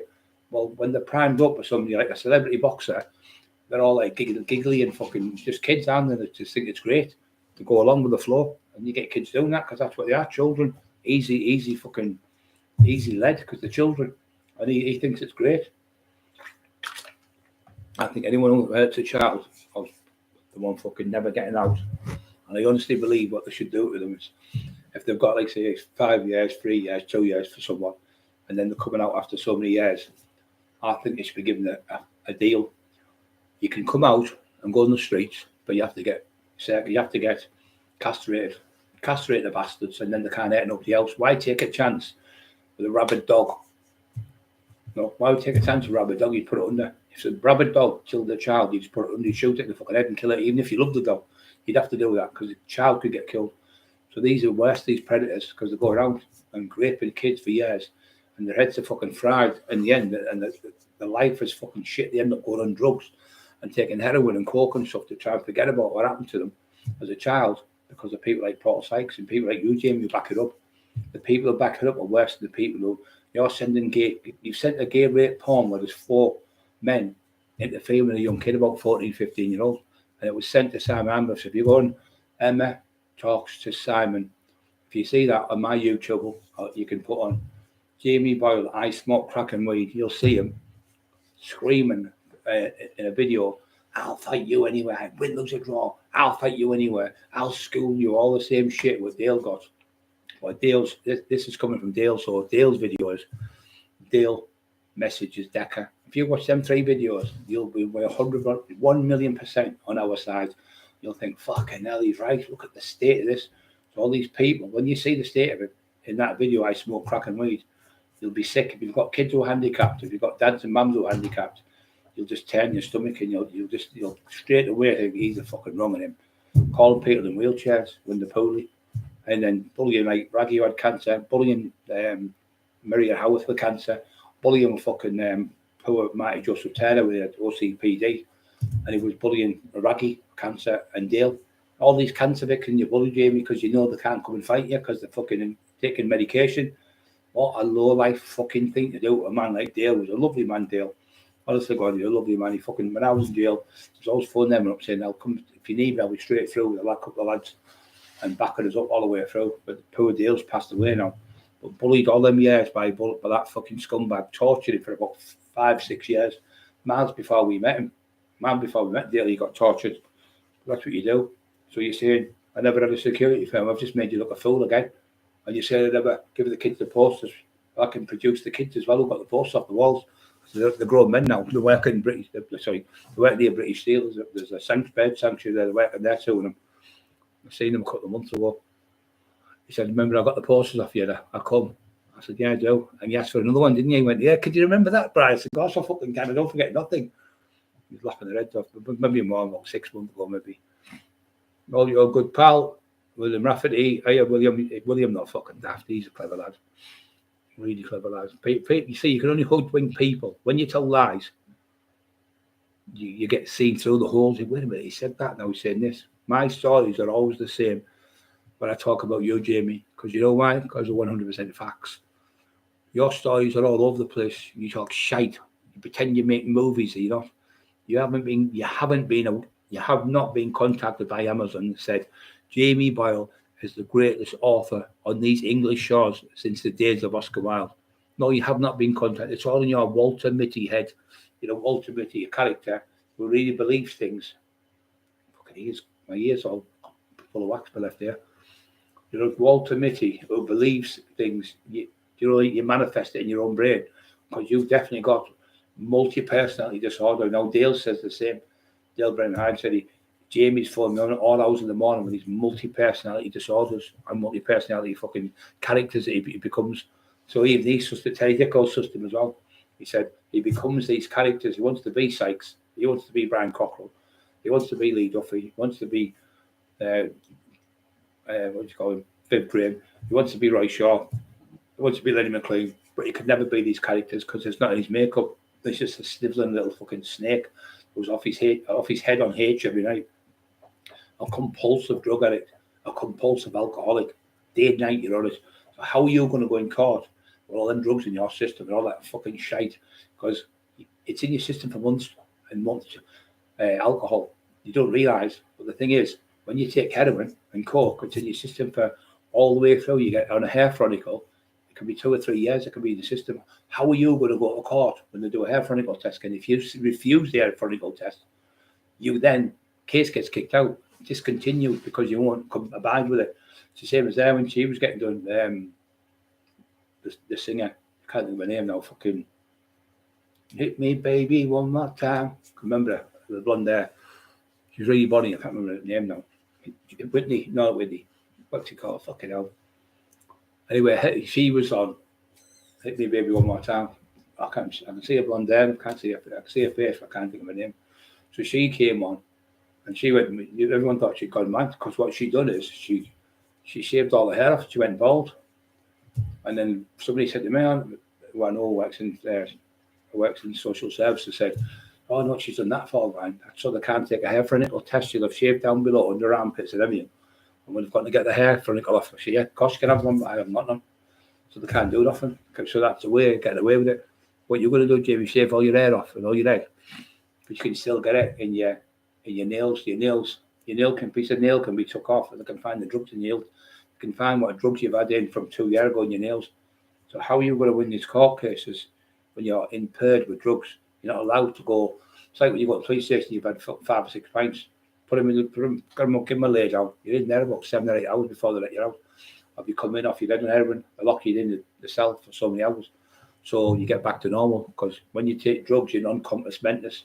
That means you can't regulate, you can't work things out normal, because drugs are called like heroin and coke you take and drink. The mind-altering drugs, so your mind's altered. So when they're asking you questions, you might get them wrong. And that's why people with medication, we're on like oral morph and tramadols, can't give evidence in the courtroom, because the medication they're on, and an opiate medication, what makes your mind not the same as it should be. Because if you were drunk, obviously your mind's altered. If you were full of heroin, your mind's, or you were full of, say, I don't know, cocaine, you don't do the same things what you do when you're normal, because the drugs alter your mind, and that's why people take them. Yeah, Tyson Fury. Yeah, but he pretended, guys. He said I interviewed Tyson Fury. So the man said, well, what next? He went, well, then he introduced, I'll give him £2,000, he said. And then give him £500 for the hotel. He said, well, what hotel did you put him in? He went, oh, I forgot. He said, you said you forgot. He said, well, how did you get there? He said, I went on the train. He said, well, where's the train stop? He went, oh, I've thrown him away. The bloke just felt like that, he said, this is bordering on beggar's belief, this. So he said, so how did you know these characters? Well, what happened is, Raggy, who was bullying, who was a black lad, he was an Asian lad, really good boxer, and he's Abdullah, his nephew, his cousin, knocked Jamie Boyle out in the ring, sparked him in John Dryden's gym, and that was the last fucking sparring session. You never ever boxed in the ring. I only boxed once in the ring, Jamie. Yeah, I did box, but once. It wasn't for me. My fighting was in the streets. That's why I like being heavier and bigger. I boxed in the ring once, but I've still passed my medical. I still boxed in the ring in front of over 1,000 fucking people in there to do. You never boxed ever. You pretended you've had 27 bouts of fighting, and you were in the semi-finals 3 years in a row. You're a fucking compulsive liar, Walter Mitty. You did training in one gym, you got bad out. You went to another gym, you hit below the belt, you got bad out, and you went to Abdul, I think they call him, boom, hit you with one right hand and bust all your face and all your mouth open. They picked you off the floor and said, look, you can't come back. John Dryden bad out of the gym. You went to Marty Joseph Turner, you were hitting below the belt all the time, right, like that. Couldn't box. He said he was fucking pathetic. He said, I went, stop the fight. Go on. You kept going. You're going to have to go. He put you out the gym. Then you went to Dennis Powers, or you were arguing with them all in there, telling them what out of the box. So what you did, you were in there and you were looking at people's things down below. You were told, you went in, you said to John, can't be second name now, John can't be fucking second name. He was the ABA middleweight champion, Britain, ABA middleweight champion. You said, oh, John Pierce. So John Pierce, you said, John, when I was 13, I only used to go to the boxing. To watch you get changed. We didn't watch him down below. He said, I had a crush on you when I was 13. That's what he said on the video. You fucking proper weirdo, you. And John said, if I see him, I'll fucking punch him all over. That's what you said. I had a crush on you when I was 13. I used to only go boxing so I could watch you getting changed when you come out of the showers. You were a fucking weirdo, you. You are a weirdo. So your son's watching this and all your family, that's why all the kids are saying. That's what I went. Then you said in the gym, in the next 2 years, I'm going to tell everyone I'm gay. I thought you've just done it on telly. And your son, and everyone knows now, all the friends at school were laughing at you, poor kid. And I told you not to do it. And you went, no, I'm going to tell the truth. You were off your fucking head on shite. Talking cack as usual. You just talk shit. You've never fought. And everywhere you've gone, your whole family, from your nephews, cousins, you went, I don't talk to them. No, they don't talk to you, Jamie. They've threw you out. They won't let you in the houses because you thieve out their houses. You're a thief. You're a proper fucking thief, scumbag thief. You stole all the money off the books. When I asked you for invoices, get it sorted, don't worry. Third month I asked you, and I fucking said, get them fucking invoices, I'm going to fall out with you. So you went, I'm not getting them now because you threatened me. I never threatened you. I said, I need the invoices. I'm entitled to. If you went to work, Tesco's every week, and then you got your money come through, and you looked at it and went, 47 quid, that can't be right.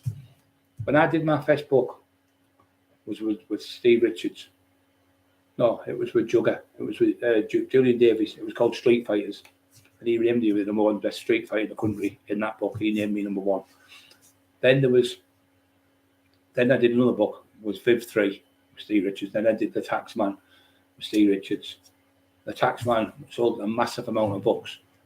And you pretended that you were selling all these books and you were number one bestseller and all sorts. So I knew all this was shit because I worked with John Blake Publishing and I now work with Lee Wortley. Lee Wortley's worked with Penguin. Penguin's the biggest book company in the world. You can't write books, Jamie.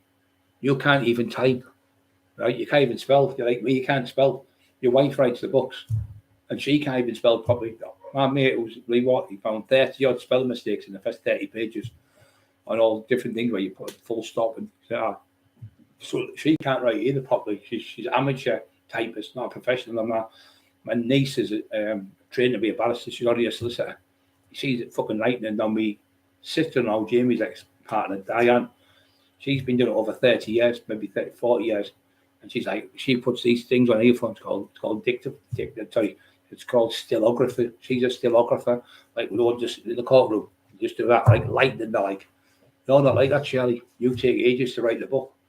So you've done 4 books, you've said, last month on 4 different people, but you're not going to put them out. No, you haven't done the books because you're a liar, because the people have knocked you back. You tried to do Alex Reid on the live. You went, well, Alex, when we doing your book? And Alex went, I'm not doing a book with you, Jamie. He said, there's so much going on at the moment, meeting with you. He already knows now. We've got a box of people. We know him down London. I've approached Alex and told him the truth. He's a wrong and he won't pay you. So he's not going to work with you. He won't work for nothing. And neither would anyone else. And when I asked for my invoices, he wouldn't give me them. So when I did my first book, I sold 650 copies in the first day at Book World. It was sold. And in the newspaper the next day it said, the taxman outsells what was it? Taxman outsells, it was Daily Mirror, I think it was. Taxman outsells Katie Price. What was the other one called? She was trained. She was a page 3 girl. I can't remember the fucking name now. She's Katie Price and she had bodybuilding. She went in a couple of shows. She was always fighting with Katie Price. So I outsold. One sold 40, one sold 50. I sold 650. And the only reason I only sold 650 is because that's all the many books were at the shop. So we had another book selling the next week and I sold 700. So in 2 weeks I sold 1,350 books in 2 book signings.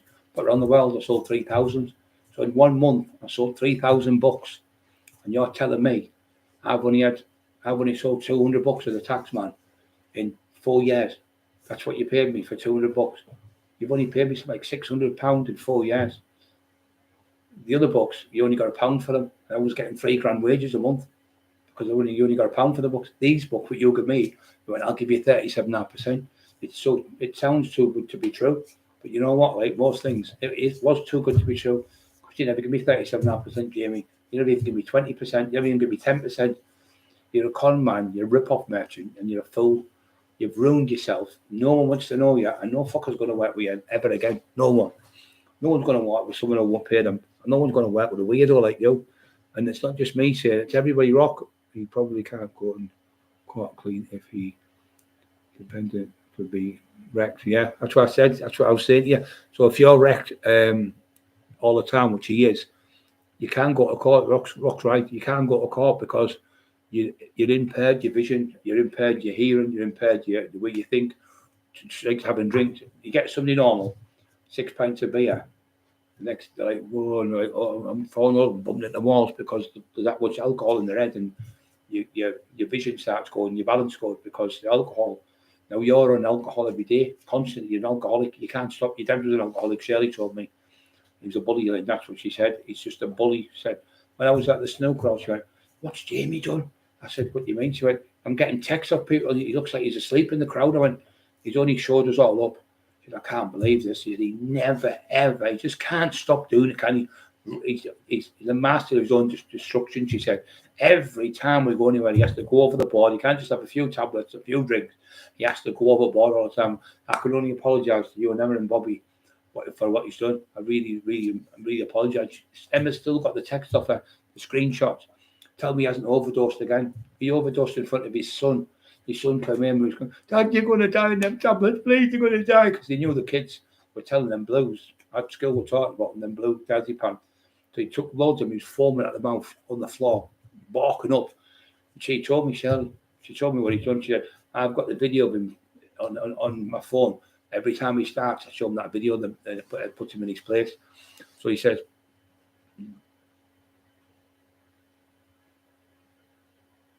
"Yeah, mate.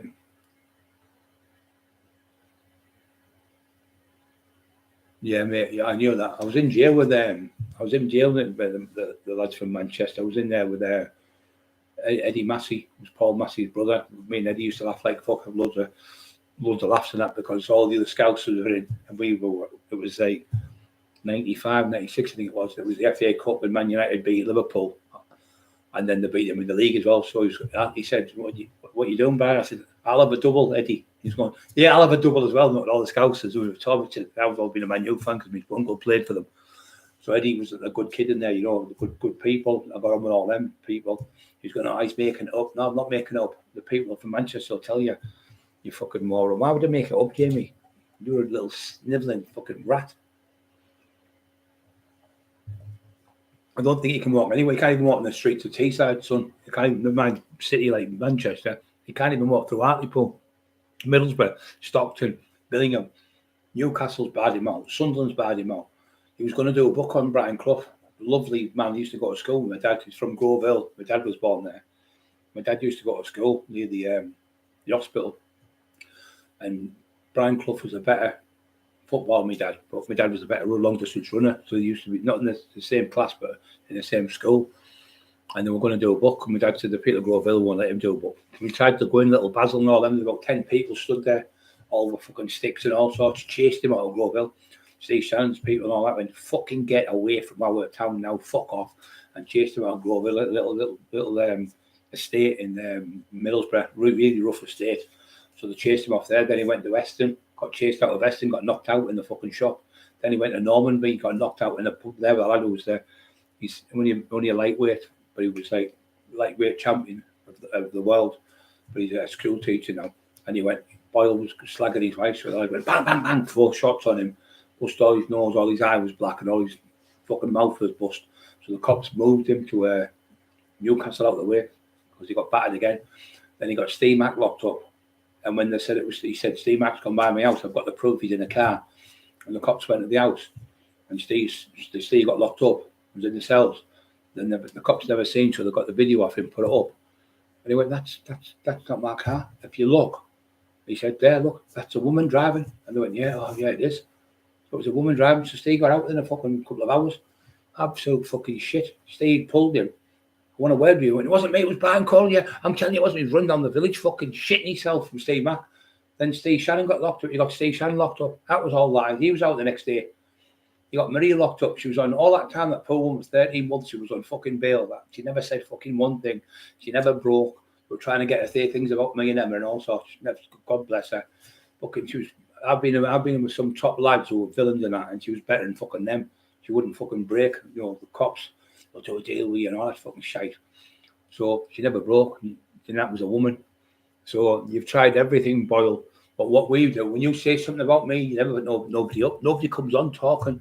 No witnesses, no nothing. You haven't got nothing. You've tried all that shit. You tried it with Decker, calling me a bully. And then Dale, but Brian's not a fucking bully. You all got the bully. He said, do you know how ironic you look, Decker? Sat on telly with Jamie Boyle, the biggest fucking troll in the world. The biggest troll. And James going, yeah, they're really bad, these trolls. Playing the victim as usual. That's what he does. Plays the victim, gets the cops and starts crying on the fucking floor and on his hands and knees begging to the police he's going to hang himself. And fucking 100 James.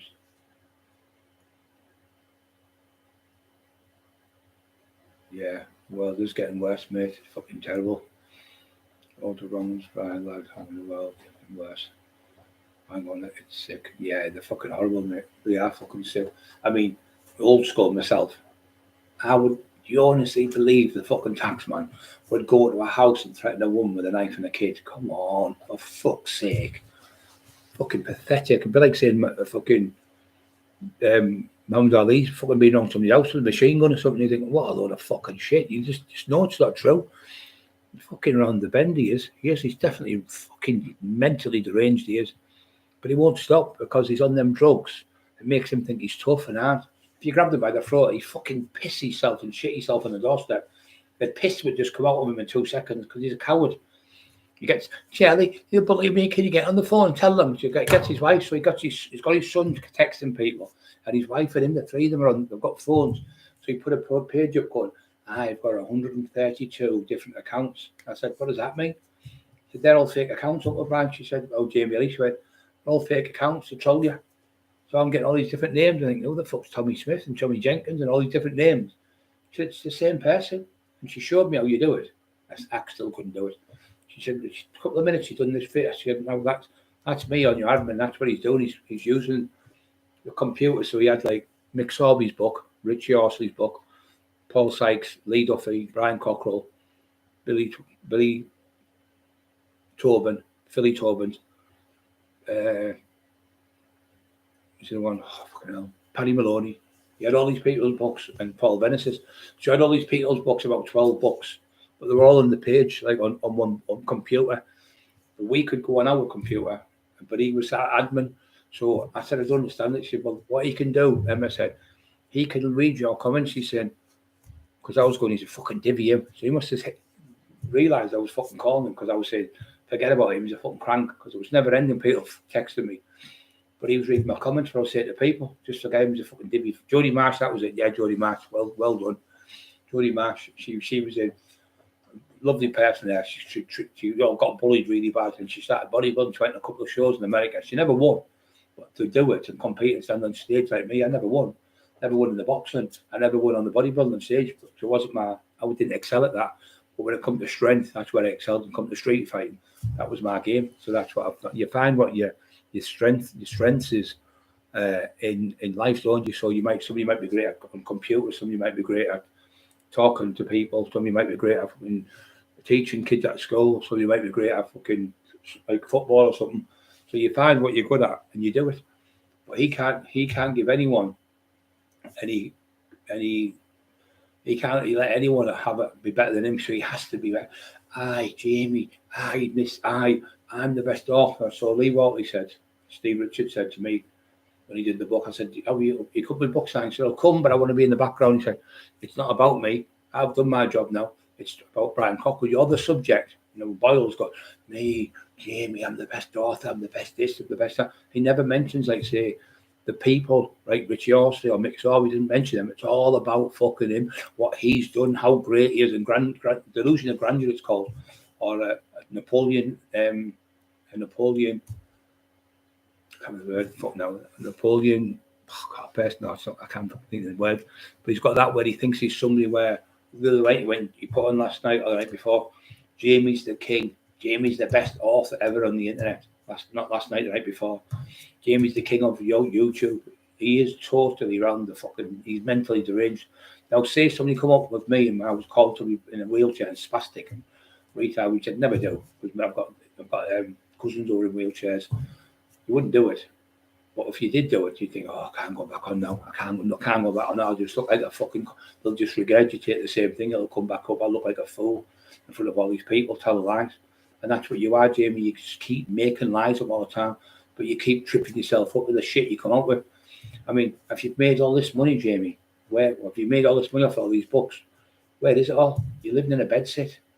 It looks like a bedsit you're living in, or a one-bedroom fucking house or something. Where's all the money off all the books have gone? All up your nose, all on drugs. You haven't even got a car. He said to me, "Oh, I worked in Tesco's." So I think the lad was called Simon, and he was from Middlesbrough. He said, so he come to the do. We had a do. It was in Stokesley. It was in a pub up there, and we only got 50 quid each for the night. We went in and did it. And there was a few lasses that were punks from the old days I knew, from the estates in Stockton, and they come to see us talk and that. Anyway, he was on about how good he is at this and good he is at that, and anyway, fucking, we were in the pub. So this Sam lad said, "Oh," he said he's horrible, you know, Brian. I said, "What do you mean, son?" He went, so we got a lift off him, and his dad gave us a lift. So we never got the car back, so we got a taxi there. So he said, "Oh," I said, "You mean South Getting?" So they come in for a couple of hours, and I got his dad off the alcohol. He's off it now. I got him off. Kept talking every day for weeks. I got him off. I finally got off the alcohol. Been on it for about 40 years. Anyway, he says, "Oh, I love you, what you did for my dad." So he said, "Jamie used to bully me at school, you know." He said, "Terrible." He said, "But I would have a fight with him, probably beat him, but he was always with like the prefects and all the lads." And he'd say, "Oh, he's been calling you names, him. He's been saying this about you." And that's what he was doing. He was going, "Brian, Paul Venison's coming to fight you tomorrow. He's got it ready. He's coming to your house." So I'm at the door waiting for people coming like a daft cunt.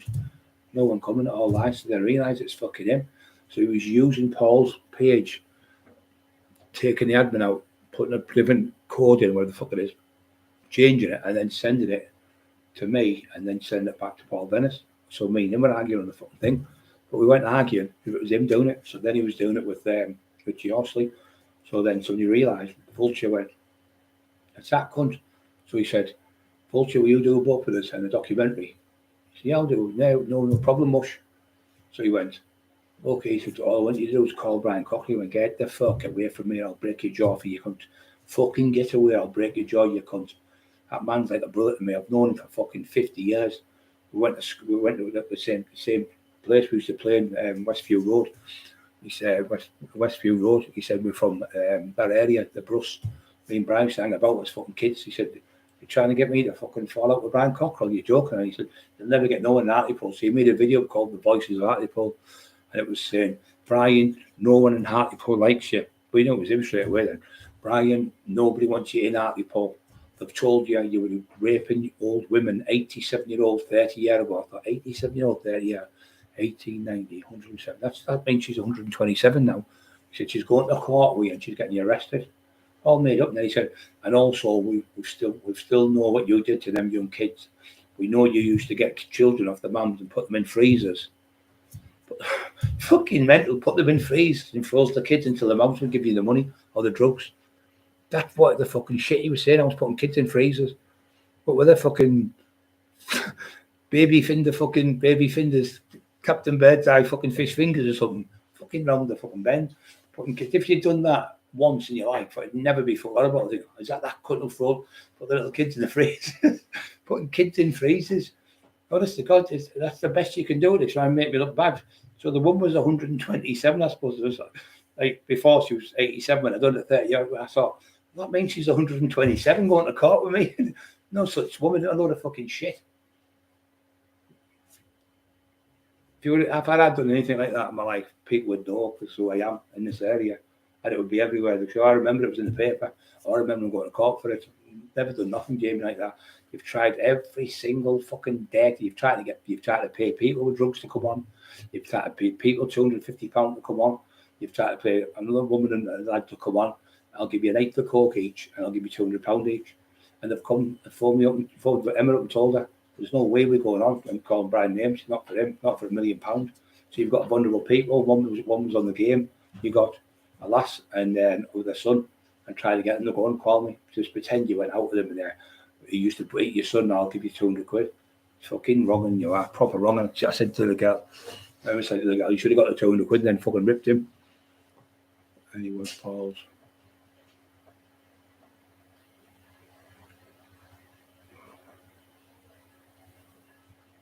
Eddie was Paul's brother. I'm sure he is.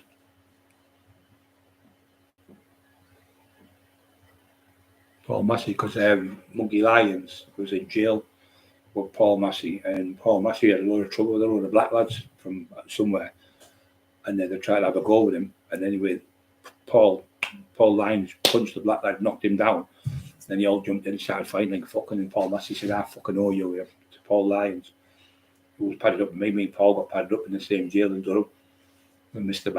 Mack was off like Stockton where we were from, and he was a screw. Scottish screw. We could get out when we wanted and do what we wanted in Durham. It was fucking brilliant. But Paul was best man. He was actually Paul Massey's wedding, and he was at his wedding when Paul got married. There's both of them. So yeah. So Boyle, you just can't stop telling shite lies, shit stories about people that don't even exist. I don't know why you do it. I don't know why you just shut the fuck up, get on with your life, and start writing your books instead of going to replace some people, constantly getting people locked up. I can't understand why the police are fucking letting them people. I can't understand why they keep letting them do it.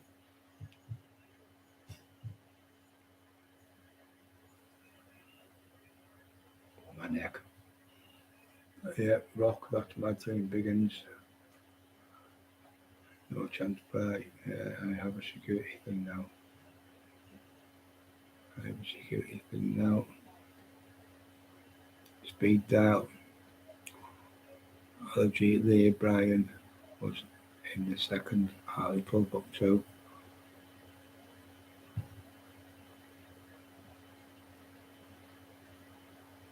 Alan Hay, I remember Alan. He died, didn't he, Alan? I'm sure he died, Alan Hay. He used to live across the road from us if I'm right, he used to live across the road with us he used to get the crack with my brother. I was skinny, he used to sell it with him in Myers Avenue, where he lived just before there, where the graveyard is. And he also lived in Romaine Park, to Central. When I was a kid, he lived on one side, and Kev Rich lived at the bottom of Terry Rich. We used to live there when we were kids. We used to go in the prop fields, because there used to be a fair every year on the prop fields. Everyone used to go on, and we would fight with the Travellers. The lads from Hartlepool would be fighting the Travellers then, and you used to go left and go right the way down. As you got to the bottom of Westview, you come towards the shops where it's like old Hartlepool, and if you go up there, there's the beach, the seafront and everything. Yeah, that's the other part of Hartlepool. So there used to be a scrapyard there, and I used to go on the roofs. Hart Road was about 60 feet high, and we used to go up the drain pipes and go on the roof and get the lead off the old roofs off the church. They were derelict building. They got knocked down in the end, but we used to go in there and get the lead, and we used to get a little barra, little bogie, 2 wheels on, and we used to put the lead on it and take it to put carpet over the top. The cops come and just walk up the road there as if it was a barra or something. And we used to go, I can't remember his name now, he looked like Cat Weasel with a beard, and he used to give us money for the lead. We used to go in with old clothes and stuff like that. You could get clothes and that, and you could sell them in them days to the scrapyards. We used to do that for money as kids. And I had about £5 worth saved up under the bath in my house. In them days, it was just the baths were downstairs in the central where I lived. 13 Romaine Park where I lived. He went in, so I went to get me lead under the bath. Dad had only fucking pinched it and weighed it in, the bastard. You all cut it up, you're listening in your grave. Yeah, he pinched me. Mum went fucking mad with him. That Ben's been out for weeks getting that. I like fucking going mad with him. Yeah.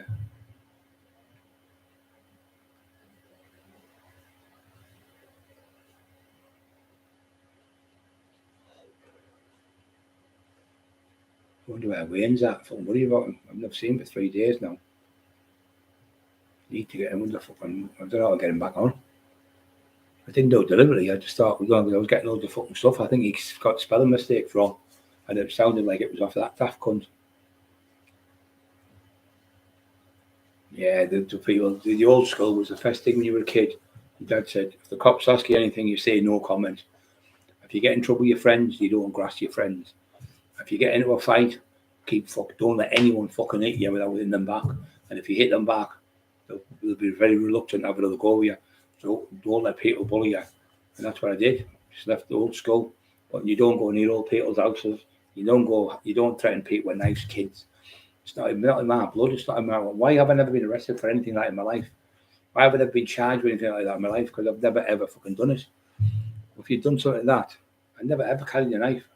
remember one night I was walking down the road and moved into Seat Lane from Greythorpe, and I was talking to Tracy Laffin, Sandra Grills, and a few of the lasses who lived down the road, and they were talking about 4 of them. And this lad went by on a bike. He was a 20-year-old. I was only about 14, I think, 15 maybe the most. He spit in my face, rode off. He was on a pedal bike, and he had a couple of lads with him. And I don't have a go with him. He's the best fighter in this area. He had a Crombie jacket on. So anyway, he went out with the girl next door, but one from us, Tracy, you know what she called, Denise Wakeland lived next door on that side. And then there was another girl, can't remember her name now. So I'm walking up and it'd been Christmas, so I got a mouth organ. I was starting to learn to play a mouth organ in the house, playing it. And I used to like 3 ball mints and tin of Coke. So I walked down the lane. It was about right next to Christmas, right just before Christmas. And we had like a wall. And then you've got like your privet as well. So I walked down the road, and anyway, I walked on the other side. I seen him, I thought, I put the thing in my back pocket. So as I put it in, he must have seen it shine. He went, I hope that's a big enough knife because you're going to need one. I haven't got a fucking knife, mate. I don't need a knife. She's come up to me anyway. I fucking bang, mugged him right in the face straight away, dragged him down, and I pulled his Crombie over his pulled his Crombie up, pulled it over him so he couldn't get out of it. He was in it, so I just fucking kneed him in the face there, kneed him again, and then like elbowed him in the face, screaming like a pig. My mum went, "What's going on there?" I said, "Him, daft cunt trying to be clever with me." So he's had enough, leave him alone now. And I walked back to the house, walked in the house. My mum said, fucking hell. And when I got told he was the best fighter in the area, so then I become the fucking best fighter. I was 15. I wasn't even 15, I don't think. I was coming up. I was 15 in December, I think it was. Yeah. Can you shout hiya to Jim Brown from Newcastle? He remembers when you were a unit back in the day. Jim Brown from Newcastle. Oh, yeah, brother. I hope you're okay. Anytime you're down this way, Jim, pop in and see us. You're welcome anytime, brother. Yeah, Newcastle lads, I've got them all them been up there. We're going to be fighting up there, fighting every fucker I've ever been fighting. And he's telling me about fighting. He's never had a fight in his life. You've seen me on the bag, the power of me. You've seen me on the fucking pads with Mac. You see me on the bag with McIntyre. You've seen me on the pad in the back garden. And he's telling me, oh, he's dead slow. And well, how come thousands of people have went, fucking hell, if that punch hits you, it'll take your head off. You'd be in orbit. So the lad who took me on the pad said, I've never been hit that hard with anyone in my life. His hand speed and his power, phenomenal. He said it felt like it would dislocate my shoulders. I felt like I was going to go through the fence next door. And he's very good friends with Jugger the Corn, and he's from Method Tidwell. He used to be a bare knuckle fighter, a lovely man. And he said, in my opinion, a fighter like Brian, put Middlesbrough Evening Gazette did an article. He said, fighters like Brian Cockerill only come round every 50 to 100 years. But the power and the speed. His agility, his neck is unbelievable. The thickness of his neck, it's like a shock absorber. 23-inch neck. It was actually 23 and a half at the time. And he said he stood there like a house hen. He said, but the hand speed is phenomenal. You don't see big men like that with hand speed like that, but he's definitely got it. So he said, I would put him in the top people in the country at fighting.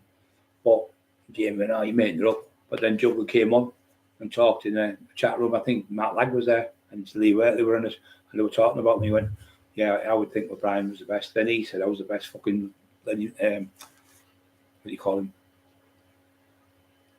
Vulture. Vulture said, fucking Brian Cochran, his day was phenomenal. He said Brian fought them all with his fists and beat them all in the Northeast. Why would they? That was 20 odd years ago, Jamie, they were talking about me in the documentary with McIntyre. So why would they lie, these legendary fighters in article? Same as Big Billy Twydale, Billy Tobin, all them. They never said a word about me. It was you lying, pretending that you were friends with them. I went to the hospital because my dad was in. Billy's just passed away. I think one of the other Tobin just passed away. So they were in there and they went, "Hey, Brian, we haven't said nothing about you." You know, I said, "I know you haven't, lads." He said, "I said, that daft cunt." He said, "He's around the fucking. He's mentally ill, isn't he?" He said, "Well, every time we went to speak good about you, kept cutting us off, pulling the mic away." Just a minute, just a quick shout out to the likes of Narrative Destroyer and the rest of the plant bots. If them screenshots were fake, right? Why isn't the dates recent? Why do the dates go back to long before he met Brian? Right? Long before he met Brian. Yeah. So think about what you're saying. Fucking shite.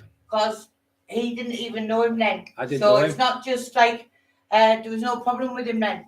So have a check on the dates and get your facts right. Yeah, and the thing is, I don't know, use a computer, and if they were right, Emma, he could go to the police and get us done. They're all downloaded anyway. Yeah, but I'm saying he could go to the police and get us done, couldn't he? If they were fake, you'd go to the police, your fat wife would go to the police, Jamie. So what it is you pretend to be somebody else, whatever your fucking daft name you're putting on. This is what he does, constantly talking shit. Trying to say Dale's made them up. No, they're Dale from the grave, fucking reaching out and getting you by the throat, Dale said. It's called Dale Messages Decker, and the other one's Emma Talks to Simon. If you watch them videos, I guarantee you'll tell you something. But when you watch the one, Jamie Boyle, I smoke crack and weed. He's going, I smoke crack and weed. I smoke crack and weed. I can still beat you. I can school you with my left jab. I can mully you. Or not mully you. I can school you with my left jab. I can pivot and move. I can dance around you. No, you didn't, Jamie, because when you came back from there, you fucking shit yourself. And like you hid in your bedroom upstairs and barricaded yourself in your own house. Your wife had to get the police to get you out of the house because you were barricaded in the bedroom. You had a mental breakdown because you're a fucking mental patient because you knew what you'd done. And you were, can't get out with this, Shirley. I don't know how I'm going to get out with this. So I said, listen, no matter what's wrong with him, tell him to just go and get section and get yourself right. So then his wife got cancer. Well, pretended she got cancer. His wife's going, she got cancer. I said, listen, I know what's been happening between us, all that. I know it's bad and everything, but I don't wish Shirley any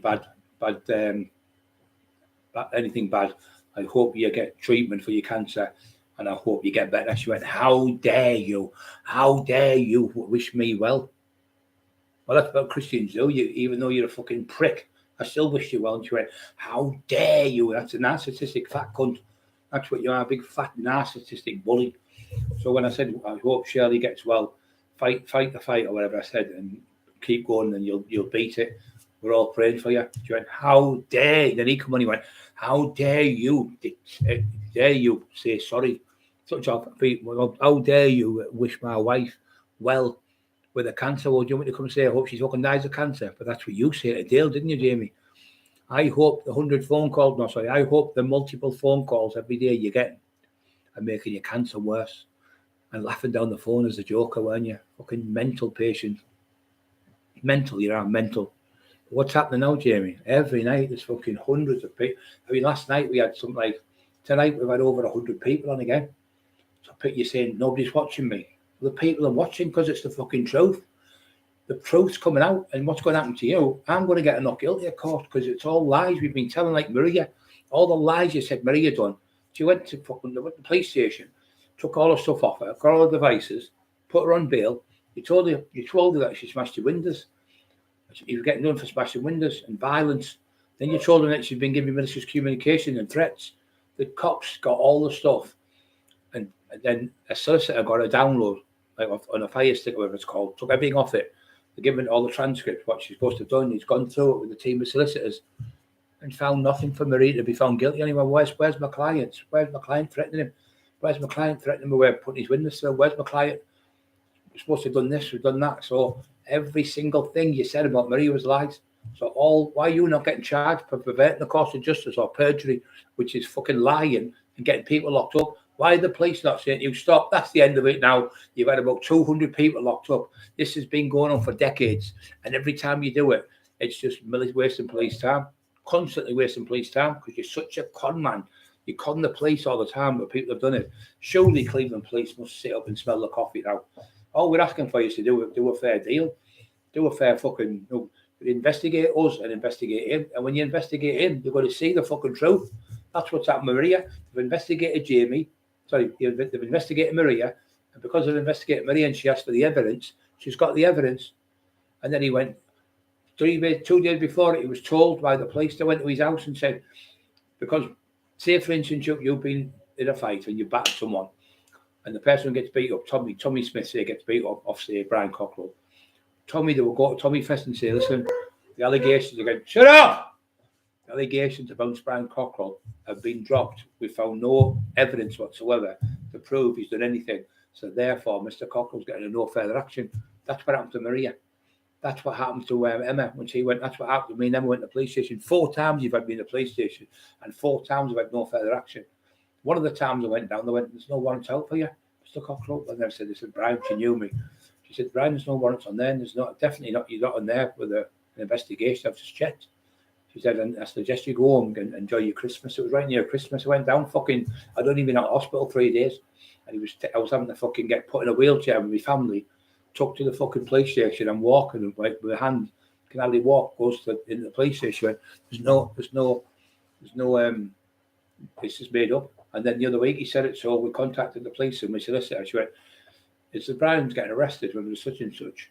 And this, that, and the other, she said to me, he went, no, there's no such thing as a CPS. She said that before I said, but he said, could I just stop you, right, Mr. Cockerill? And I said, call me Brian. He said, Brian, what it is, he said, we get the evidence, we gather it, and we give it to the CPS. Then we get it ourselves. So the inspector and the desk sergeant look at it, and they decide they think there's enough there. So then we decide to give it to the Crown Prosecution Service. They look at it and they say, right, you're going to be arrested. So you have to be. He said you're going to get arrested the next 2 to 3 weeks. The copper said. Well, let me tell you now, that's wrong, because they only have 20. When we say give the evidence, and then they say there's a what? Say then they say we're going to charge him. We only have 24 hours to put the stuff together for the police. So once they say they're going to charge you, they wouldn't say in 2 or 3 weeks' time we're going to arrest Brian Cockerill. Now we said it again like last week. In 2 to 3 weeks' time, the police have come and they said it's their biggest case in history. Cockerill's going to get the biggest jail sentence. All just alarm and due distress. You know what's against the law to do, Jamie? Send a message out that are lies. So you've done it again. There's no way you're going to get fucking nothing. And the whole T side, the whole world's fucking shouting for us to win because you're a wrong one. St. Cockerill, yeah, that's where my mum lives, Seed Lane. Lived there 40 odd years.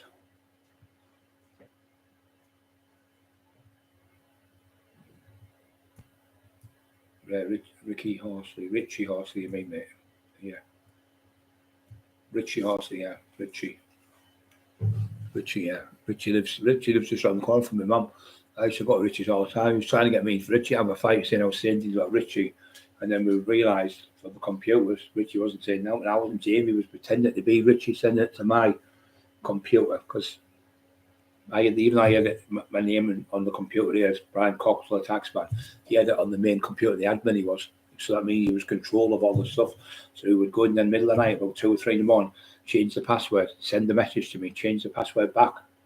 And then I get up and say, oh, fucking hell, what Richie said here. And then Terry Dicko, he was using Terry Dicko's page to contact Carol Edwards and threatened them, saying, it's me, Terry Dicko, I'm going to come round your house and double barrel you. This is Carol who's got the back, really bad back problems, and 61-year-old coming up, bullying a woman who was poorly. But she wouldn't back down to the fucking cowards.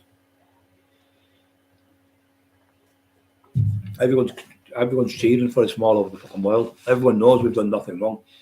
No one likes a wrong and Jamie. Where you just have to, especially the women are the best at it. Every woman I've met who's saying like, oh, he gives me the fucking creeps.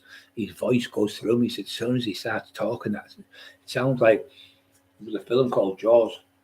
And Richard Dreyfuss comes in with his nails and scrapes his nails down the blackboard. So you can imagine that noise. She said it feels like that. Then you feel like, oh, it goes right through you. She said, when he started, I'm named Jamie Mayo.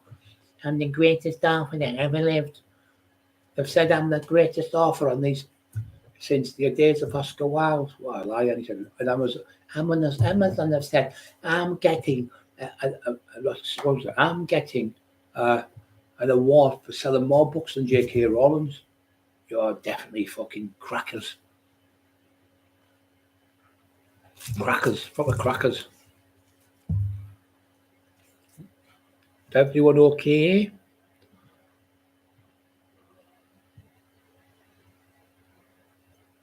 Hello, Emmett. Rock. My neck's fucking aching. It was good that when I tricked him when I was pretending not to have the fucking force there. Made him like a fucking right mug again. He's like that. Oh, yeah, he looks stupid now. And then when I showed you my stomach, no big belly hanging over. You say he wears all them tops, them big baggy tops, so you can't see his big fat belly and all the fat down his sides. I haven't got no fat on me, Jamie. You fucking moron. No fat on me at all. You fucking idiot. You look like a fuck. Everyone's laughing at you. Look at all the thumbs are going up from everywhere. Everyone's laughing at you. You're the laughing stock of YouTube. Then you're putting on Brian Cockerill's a laughing stock of YouTube. No, you are. Everything you do is a lie. Even people, now you're saying Dale's evidence was coming on. Dale, how could Dale have made that up when Dale died? Dale died months and months and months ago. And if it was now sent now, the video, like Emma said, it'd have the dates and time from now. It's got the dates and time from 2018. That's when the dates are, when Boyle was tortured in 2018 before we met Dale, before we met Boyle. I didn't know Jamie Boyle then. I met Jamie Boyle, I think it was late. I think it was 2019. I met Jamie Boyle. It was about October 2019, I think it was, I met him.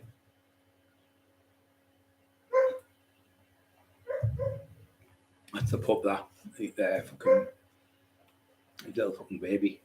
He's fucking huge. The baby's crying. But he's just had them in there. He likes like that mother hen sat next to the cage. The other one's like that, like a fucking donkey in the cage.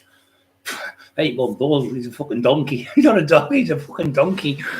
You know, he's about 28 inches in height and he's only 8 months old. That not in height to his head, to his back. 28 inches. He's only fucking 8 months old. A fucking dog. He's not a donkey. He's a donkey. We should have called him Eater. Go on, Eater. He's fucking massive. He's fucking paws are like a fucking massive. Them wolves that kill you in the old vampire films. Like one of them. Fucking big wolf. Proper daddy's body is. Gets his head under there and cuddles me. Rolls over me. He weighs a ton. But Eli's Eli ever comes on the bed to lay in the bed and watch a film with me. He'll do that with his head. He starts doing that with his head, pushes it all the way off the fucking bed, and the bed will fall in the middle of the night. It's not funny. Both of them sit on the floor. But what's the matter? He said he's pushed me out the bed about fucking 6 o'clock in the morning. Poor Emma. And he won't go as mad with her. If she doesn't do it, he bites her bum. He doesn't bite her legs, he bites the back of her ass. He bites her right on the bum. You can hear her scream. Fucking horrible it is. Oh, baby, like he just goes, then he goes into a mad dog. You've seen him, haven't you? He starts doing all that mad run, the bully run, like a bull terrier run. I call him a bull terrorist instead of a bull terrier. He comes up like that, looking about. He's round the house. There's no them fucking mugs to come to the house again. So the least bit of noise, he's barking like people on bikes or something, like letting them know, come in here, I'm gonna fucking get you type of thing. Yeah, so I'm lying to my Jamie. I'm lying about the security for having the kids pinching the posts off the wall.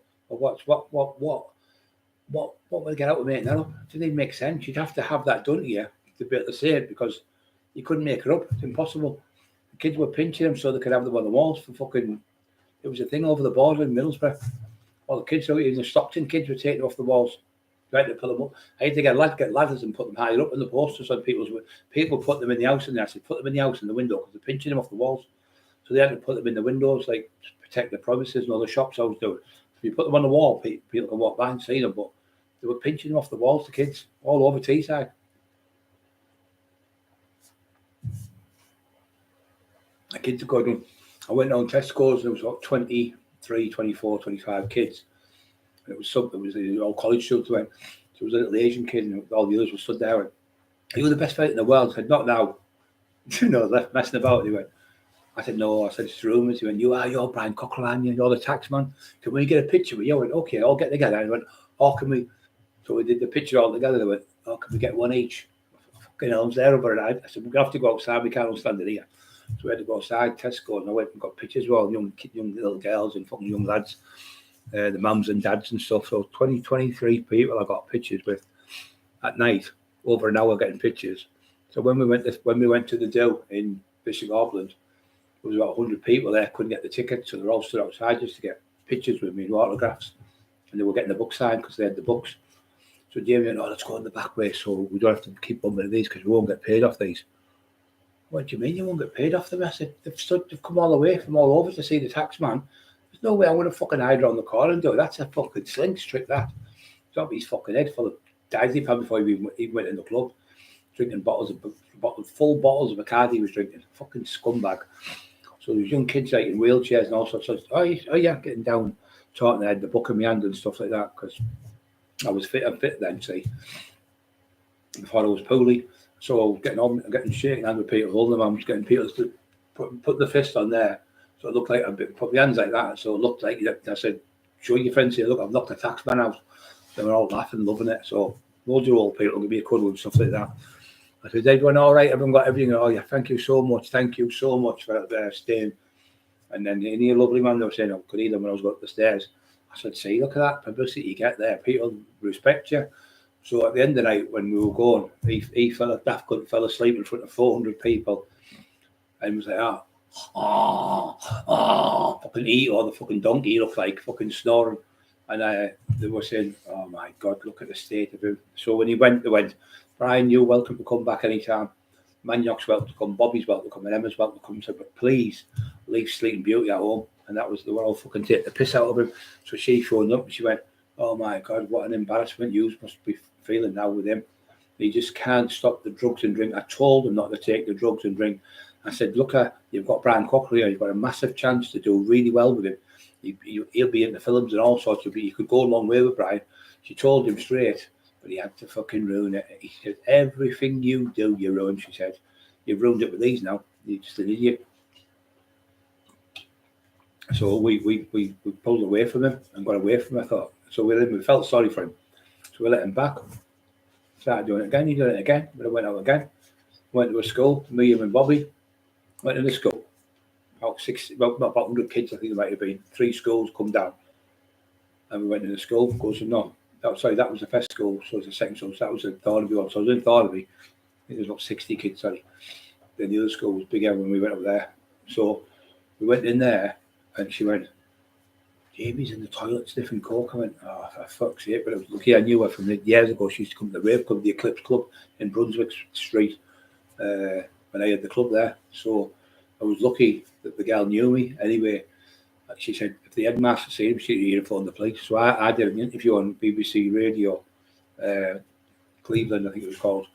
And I did that interview. He was going, don't tell him you've been taking drugs.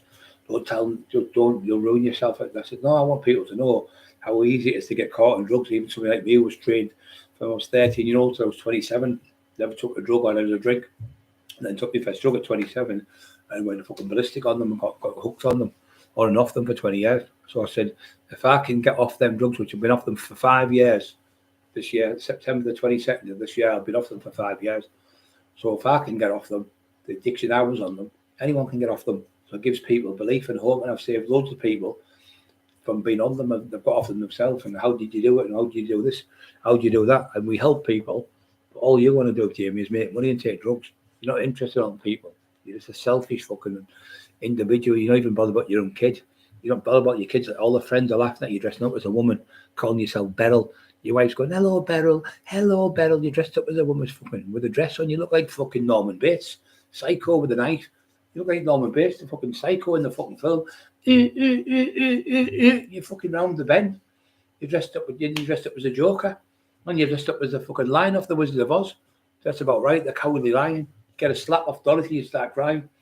You're a coward. Are you a real coward? And you want to fight me? Well, I'm willing to meet you anywhere. I'll give you 100. I'll give you fucking 10,000 to 1 odds. You idiot. Talk the talk. I don't need to talk the talk. I've walked the walk all my life. You just talk the talk, but you can't walk the walk with your shit house. Twydale, Billy Twydale, yeah. Bob Twydale. The Bob Twydale is Billy as well, wasn't there? And there was Alan, I think, as well. Was it Alan as well, I think, from Article. There was a few of them, mate. But 2 of them have died and they were in the hospital when my dad was there. There was Philly Tobin. I think it was Billy. I'm sure it was Philly and Billy. There was one had cancer and the other was coming to visit him. So my dad was in the same hospital and I thought, isn't this ironic? The ones he said has been calling me. So I pulled him over and I said, are we all right? He went, we've never said a word about you, big fella. He said, fucking hell, we all love you and that. They both fucking people love you. He said, we wouldn't fucking call you. Think the world of you. He said, it's him. He's twisted and he's really twisted man. Evil, twisted man. He said, we couldn't believe how bad he is. At first we believed him, I said, well, Richie Austin did. He went, I really believed him. He said to someone on the internet, he went, he had me believing it was true that Brian was wanting to fight me and everything. He said, I really believed me. He said, but I didn't realise how poorly Brian was. He said, I feel awful now. And I just sent a message to someone at Vulture. So tell him all of my bits. But I told Nick Sorby, telling me Richie everything's okay, and he went, me and Brian cool now. He came on the thing, went, me and Brian are cool. We've been friends since 1994, and that cunt comes along and starts to split everyone up. But when you ask his cousins and nephews and all that in the area, people who went to school with him, it's the same thing at school. Like, he said this and she said that and he said that, and just ripping people off with drugs and then moving off one estate to another state, and then doing a runner, and then they would go to his mum and dad's house. That's why his mum and dad took him out the house, because he kept having drug dealers at the house when he was 15, 16-year-old, fucking on about putting the windows through so he don't pay the money. So his dad said that's it, never coming back. So he threw him out. I think he was about 16 when he threw him out and never had him back in the house. He said never have him back. I think he died, his dad. But he said on the video, he went, I had a dad, a mum, brother, uncle, nephew, cousins, sisters, daughters. I mean, his own daughter won't let the grandkids, his own daughter won't let the kids need him. His own brother won't let the kids need him. His own sister won't let the kids need him. Red flag straight away, Jamie, because they know you're a weirdo and you could do something to the kids because you're a wrong'un, proper wrong'un. You're a real wrong'un. I mean, doing that in the shop, showing them $30 to kids, 11, 12, 30-year-old kids behind you, going, ooh, and then showing the book and going, you're fucking mental. You're dangerous to the public and you're dangerous to dogs because you're always wanting to bum them. I'm going to bum your dog. See, the same thing what Dale's got in his, that gives it away. I'm going to bum your dog, he says. Dale said he's going to bum my dog. He did it with me. He did it with Terry. He did it with Marty Joseph Turner. Why have all these people, like well-respected people with brilliant names, all making the stories up lying? No, we're not. It's you. You're fucking round the twist. I wish you'd just fucking just stop it and we could get on with our fucking lives, but we can't stop fighting back. If we do, it'll just look like we're lying cunts. So we're just going to keep going on. You'll never beat me, you cunt. I'm never giving my life in a fight. Never giving. Give Maria a due as well. She never give in. And Carol Edward never give in. Emma won't give in. You won't be here in a fight. You've got no chance. Seaton Crow, I used to go there as a kid. We used to go down there. There used to be slides used to go down, big massive slides like that. And you used to get on a coconut mat and give them a penny to go on the mat and put your feet in there. It's like a little holes for your feet to go in. And you'd hold on like that and slide all the way down. The riding will have bump all the bumps. You come all the way down. It was on the right hand side as you come into Seaton from Great Hawk Way, and the left hand side as you come to Seaton from the other end. Yeah, used to go there all the time. There's a fish shop there called Young's Fish Shop. You get 4 pieces of fish, and you get coffee, and you get peas with it for about £4.50. Fucking beautiful, yeah. Best fish shop I've known, apart from the one in there. Whitby's a good one. There's another one in Saltburn, really good. At the bottom of Saltburn, the bank, it's my mate's. He's a multi-millionaire, Italian lad. Vic, I can't remember his second name though. Yeah, fucking fruit cakes. Yeah, fruit cakes. I mean, if I was on a video on calling people retards and stuff, and I was on a video saying I'd done this and I hadn't done it, and once you've been caught out a couple of times, you think you can't go on. You've made a fool of yourself. You've got to have to retract it. I say, oh, look, I'm ill, or I've been bad. I mean, if you come on, you went, listen, I was ill when I did all these things. I'm getting myself sectioned. I'm going to get myself right. I apologise to you, because that's what he said he was going to do. So when he went to London and he did all that stuff, he said he was going to go and get the 12 steps because he got sectioned. I think I don't know if it was 100%, but I think he got sectioned for a couple of days because he had to get the police and get him out of the room. Unless you made that up, that's what to play the victim. So he said, oh, Jamie's suicidal, he's going to be hanging himself. But he always plays that card when he does something wrong. So the cops supposed to have kicked the door and got him out. But then he went, I'm on 12 steps. So Emma said, well, if you're on 12 steps, the first thing you've got to do in steps to get off alcohol and to go to the church and get out, you've got to go around the people you've upset, the people you've tortured. You've got to go around and say, look, I'm sorry in the name of Jesus Christ. Forgive me.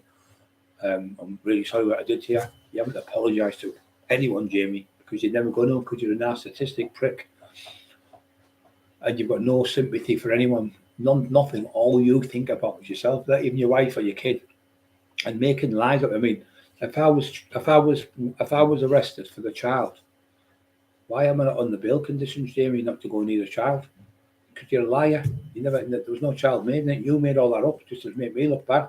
But now you're going to look like a fool when it goes to court, because they're going to straight away. Well, where's the child on here? Where Brian's supposed to threaten? They've already asked me that. I went, I told them what it was over. And then when they looked at it, they went, even if he did say it, that account there, if that's Jamie, it's under somebody else to say it was like Jamie Boyle behind it. But the name was, say, Andrew Smith. It's inadmissible, the copper said.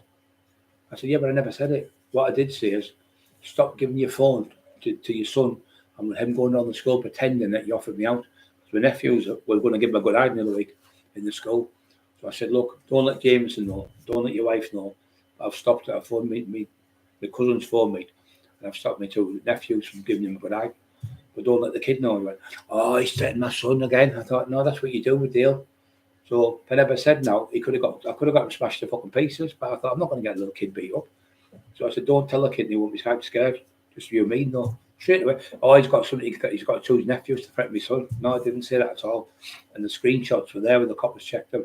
It said, you need to stop pretending that you offered me out because you're giving your son could be in danger by other people raging that you're pretending. So when they looked at solicitor, but that's not his name. Somebody else's, that doesn't count, Brian. And then the copper, she was a policewoman, said CID. She went, that doesn't count because it'd have to be Jamie's account. So I've never texted your account. You can't show me one single thing on War Cry Pubs where I've texted you. You can't show me one single phone call where I've texted you. And you can't show me one single phone call where I've phoned you. So how the fuck can I be harassing you and calling you and doing all these things if you've got nothing? You've got nothing. The last time I went up, you know what you had? He got me done. I had to go in. So I went in. He said, can you come in? Side to Judge Copper. So I went in. I went, okay, you go on that side. He's in there. So I goes in. He was from Leeds. He said, I've just done the. He said, I'm from Leeds. He was talking. I said, the ex-army. Because he said, no, I'm not in the army. He said, but I like to get all my stuff clean and stuff. I said, well, a bit OCD. And he said, yeah, a little bit. So he said, well, we're here today for malicious communication, Brian. So I'm going to put the stuff down, what Jamie said you've said, and what your answers, what you're going to give. So on this one, he said, his books are shit. I said, his books are shit. That's my opinion. Isn't that not opinion? That's not malicious. He went, yeah, exactly. So then he said, his books, it's a fake author, he can't write. Well, he can't write. His wife told me he can't write and he can't type and he can't spell. So she does the books. He dictaphones but does the books. So it's me telling the truth. That's another one. So the next one was, I bet his books are that bad. The book I've got, when I proofread it was that bad. I've set it alight and set the books alight and got them off the court and disbanded all the books. I've never to have any more Resurrection of Brian Cockerill books. He said, well, that's not malicious communication either. Then the last one was Jamie Boyle's a con man. He hasn't paid me nothing. And I've been to court. I won a court order, got a disclosure order. But what I done is I took the letters down. When he asked me about it, I showed him the letter for the court. He went, well, that's proof. The letter of the court there proves that you've won the court case. So he said, well, as of now, you've only been in here about 10 minutes. I'm giving you no further action. So he went out and seen the sergeant. The sergeant said the same. The sergeant, he said, no further action. So I'll come out and Emma was already out. He said, oh, Emma's already been found, no further action. I don't know what he asked Emma, but it was the same shit. So what happened is, all the stuff, Bob Twydale, that's who it was, yeah. Bob Twydale, Bob was all right, Bob Twydale, big lump of a bloke. I know Robert Twydale as well, that's his son.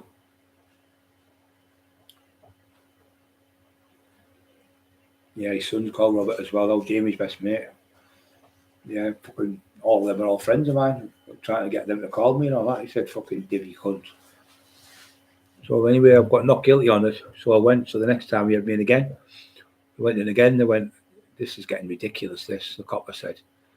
So I got in again. There was nothing again. So it's just, I said, I guarantee you won't come in again. And then they fucking come to my house and arrested me again. So no, they never arrested me on any of them. One. That was the first one. When you see me getting nicked by the armed response corps. He was saying I was in the IRA. And he said, 4 IRA have come to my house with shotguns, phoned the police. They're outside the IRA, they're going to kill me, they've got guns, help me. Armed response all turned up. The woman off the road seen it, and the woman off the road, I know as a friend. She went, Brian, there was nobody outside with shotguns, there was no Irish people there, nothing. It was all in his fucking head. Round the bend, he's screaming in the front garden like a lunatic. They're trying to kill me, they're on the side, right? He's looking paranoid to death, full of drugs. So the cops come, nothing again. Then they must have fucking realised. Then he said he had Cal Walker was phoning him from Ireland, and he had people from Ireland phoning him, threatening him from Ireland. So when they checked Cal's phone, took it off him. 3 months he had the phone come back. No phone calls to Ireland for so many years. No phone calls to anybody from Ireland phoning his phone. No, obviously the codes are different. So absolute fucking lie. So Cal got not guilty as well. No further action. All he did was come to my house, Cal, to see me. Met me in the house. Give me a cuddle on the bed, give me a kiss on the cheek. Love you, big man. He said, followed you for years. You're doing amazing. Keep going. You can beat this, and give me loads of confidence like that. But then he was fucking saying the Cal was phoning him up for the IRA. So when they've checked all the phones, like I said, nothing, no further action. Steve Mack, Steve Shannon, every single person got no further action, because every time he's doing it, it's live. Terry Dicko. Terry sent him a letter. Terry Dixon, such and such address, Middlesbrough, TS, blah, blah, blah.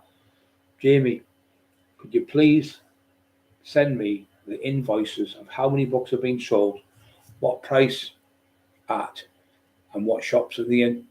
I'd be ever so grateful. Yours, Terry Dixon.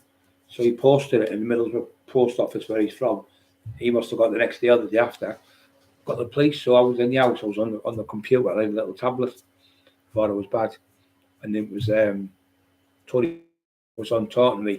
So he must have been watching. He said, Cockerill's at the house, so the copper come, 3 coppers coming, a sergeant. Terry Dixon here is the warrant. So Terry Dixon here, we went a word with him. No, he's just gone. He said, can we come in? I said, no, you can't. You got a warrant? He said, no. I said, well, you can't fucking come in. I said, you go and I'll get Terry to be here in an hour. He went, okay, thank you for that. So he went. So I got all the Terry was in the living room, hid behind the fucking telly. So anyway, the coppers went, phoned them back about 40 minutes later. I said, Terry's on his way now. Can you get to line? So Terry was at the house, obviously waiting.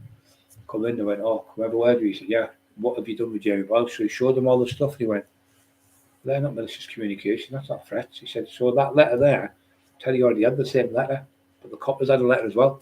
So he said, yeah, it says, I've got it copied at the photocopy machine. I've got it copied, and it was the exact same words and everything. The copper said, well, that's not malicious, that's only asking for invoices. There's no threats on there, nothing towards him. He said to us that you threatened him in the letter. There's no threats in it. He said, no further action, leave it. He said, we can't do nothing. So they were trying to say Terry Dixon's getting arrested the next few days. The armed response, the police are coming to get him. He's going to get 4 to 5 years for the malicious communication. All he asked for was how many books you've sold, and can you give me an invoice how many books have been printed from War Cry Pubs and War Cry Press. You didn't give them, Jamie. So Terry never got arrested. They came to the house to arrest him. They never charged him.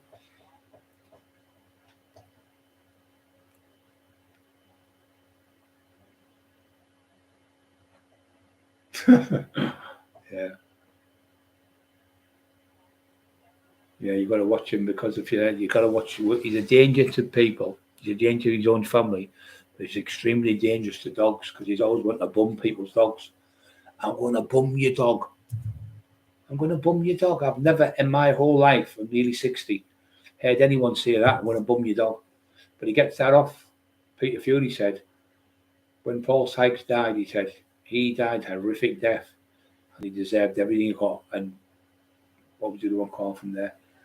Johnny Nelson. Johnny Nelson said he was horrific. What he did in his life was disgusting and vile, but he just got his just desserts in the end.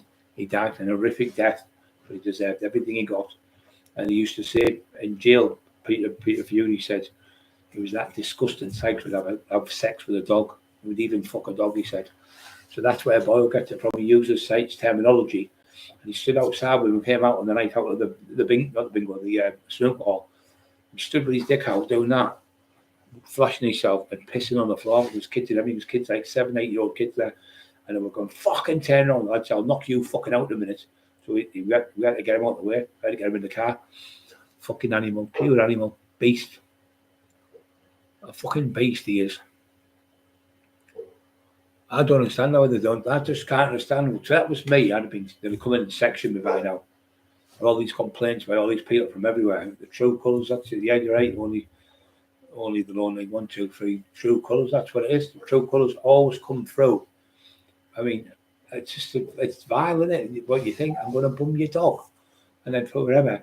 I know you're in the house on your own. I know that I can easily get through that back door with my friends, and the ones who try to rape you from Gisborough, I've got hold and they're going to come and finish the job off with what they did to try to rape you last time. This time they're going to get you fully raped. I'm going to video record it, and I'm going to send it to Brian while I was in hospital.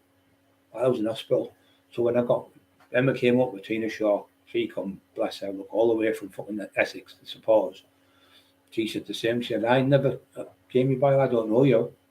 He said, oh, Tina's been on the phone. She loves me. I love her. We drink together. We're best of friends. We're always out. She's the funniest woman in the world. She's lovely. Her house is beautiful. I stayed down there many occasions. So Tina come on the show, man. Jamie Boyle, you fucking don't know me. I've never spoke to you in my life. If you've got my number and you phone me all the time, phone me right now in the show. Phone me on now on Brian's Taxman show, and we'll see if you know me. You compulsive liar. You've never heard of mine. You've never. The book you written of my dad was disgusting, vile. She said that book is toilet paper. My dad was a legend. That is fucking toilet paper. She said through it. Shut up. Stop him barking. So she said that book is disgusting. What you've written. She said, but I can tell you now, you're not doing a documentary of my dad because them so-called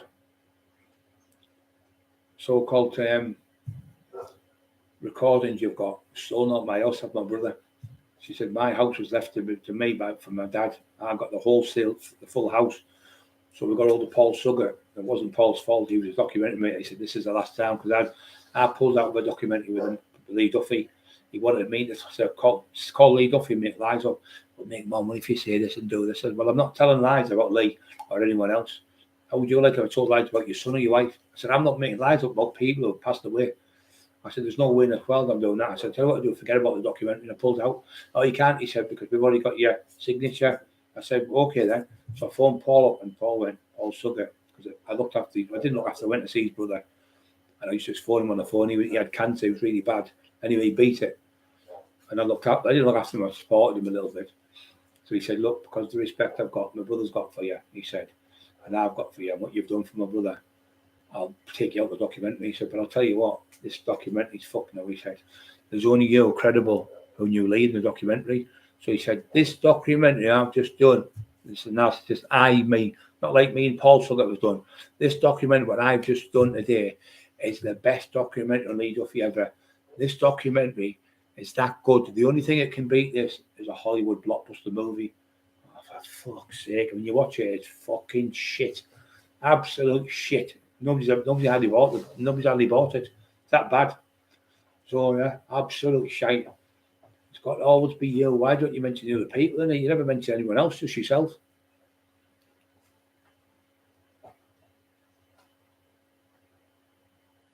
Yeah. You just do win when you rock. You just leave the cunt fucking in a pool of fucking blood. But most people would, they just fucking chop you to big bits. He's forgetting this silly cunt. The kids now aren't like us, like me, old school. But I won't go to his house with his kid in. Go to his house with a knife and threaten his wife and kid. And then Shirley come on to you and she was calling herself Bella. It was called Putting the Record Straight. And Paul Sucker said to him, Jamie, there's a video of you on with Brian Cockerill in the snooker hall in Bishop Auckland. You can clearly see you're off your fucking tits, he said. That's what he said to her on the show. But oh no, what it was, I had 2 Cocodamol and 2 paracetamol. And I had a couple of drinks and it turned me a bit funny. I went, fucking hell, round the bend. So everyone went, well, they don't do that to me when I fucking have them.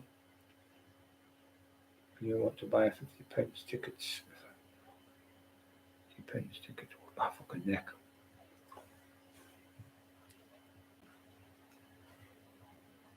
Yeah, we used to love seeing Cockerill Rock, fucking class. We used to go down, me and Dawes, when we were kids. We always used to go, and you would be the same.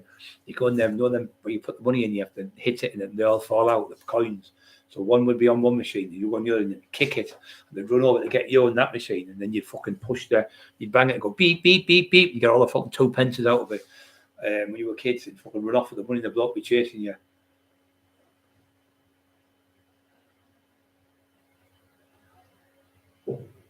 You want your mum cats rock? I can't. I love cats, but I can't go near them because my allergies are fucking terrible.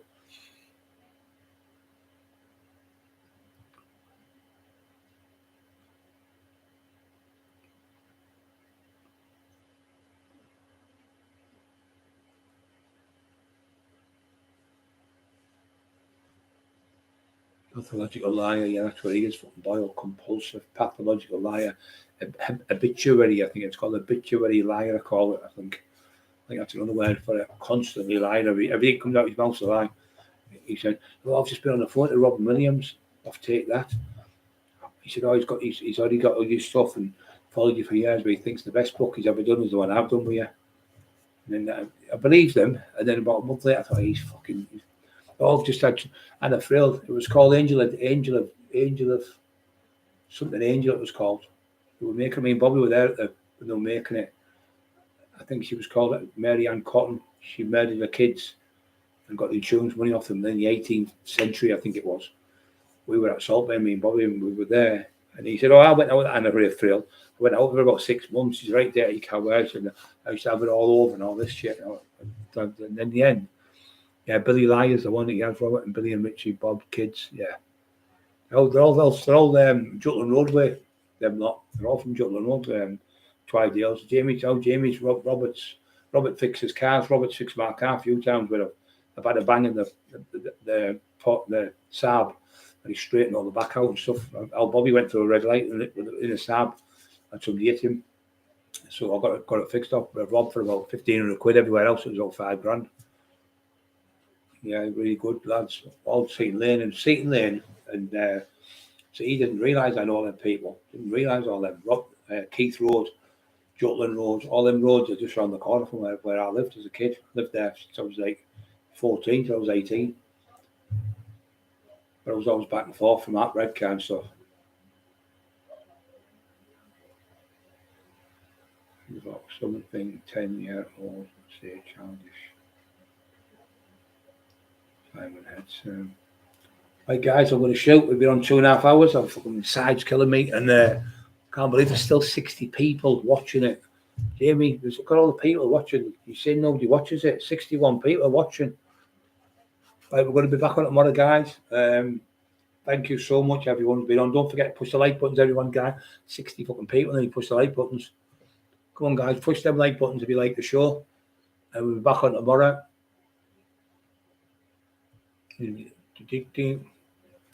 Which means put your thumbs up. Mark Emerson, you're okay tonight? Yeah, I'm okay, Mark. I feel really good. I'm just a little bit sore. My right hip is really bad. Really tight, really tight. I'm sat here now with fucking twitching in my side with my big fat belly. Fucking mug. What a mug, eh? So my belly's not fat, Jamie, right? And neither is my fucking company what I had. I made it up, he said. There's the fucking poster from in the day, you fucking muppet. Never changed. It's the same. You fucking idiot. Absolute fool. And I couldn't make a new one up from a new one up because it takes weeks to get them done. And you'd have to change all the things, different. You'd have to do it all different. You couldn't get one made. You can't go and get one made. There's no such thing. So I wouldn't have the format to show them what it was. But yeah, it's on the McIntyre. He said he never had a security firm. It's all lies. It's all in Cockerill's not Walter childish mind. He's got. He said, childish mind. I've just made you look a divvy. So I was overweight, Jamie, about 2 years ago, but I'm not now. How come your face is like that then? Yours is like a big fucking pork pie. Fat Shirley sat there stuffing herself all day long with fucking pies. That's where all the money's gone. Pies and fucking drugs. For every penny she spent on pies, you spent on drugs and drink. Who's at all the pie? Who's at all the pies? Mark, I hope you're okay. Look after yourself. Ryan, chilling, make cop out with smoke. We should think we'll drive all day, Mark. Haha.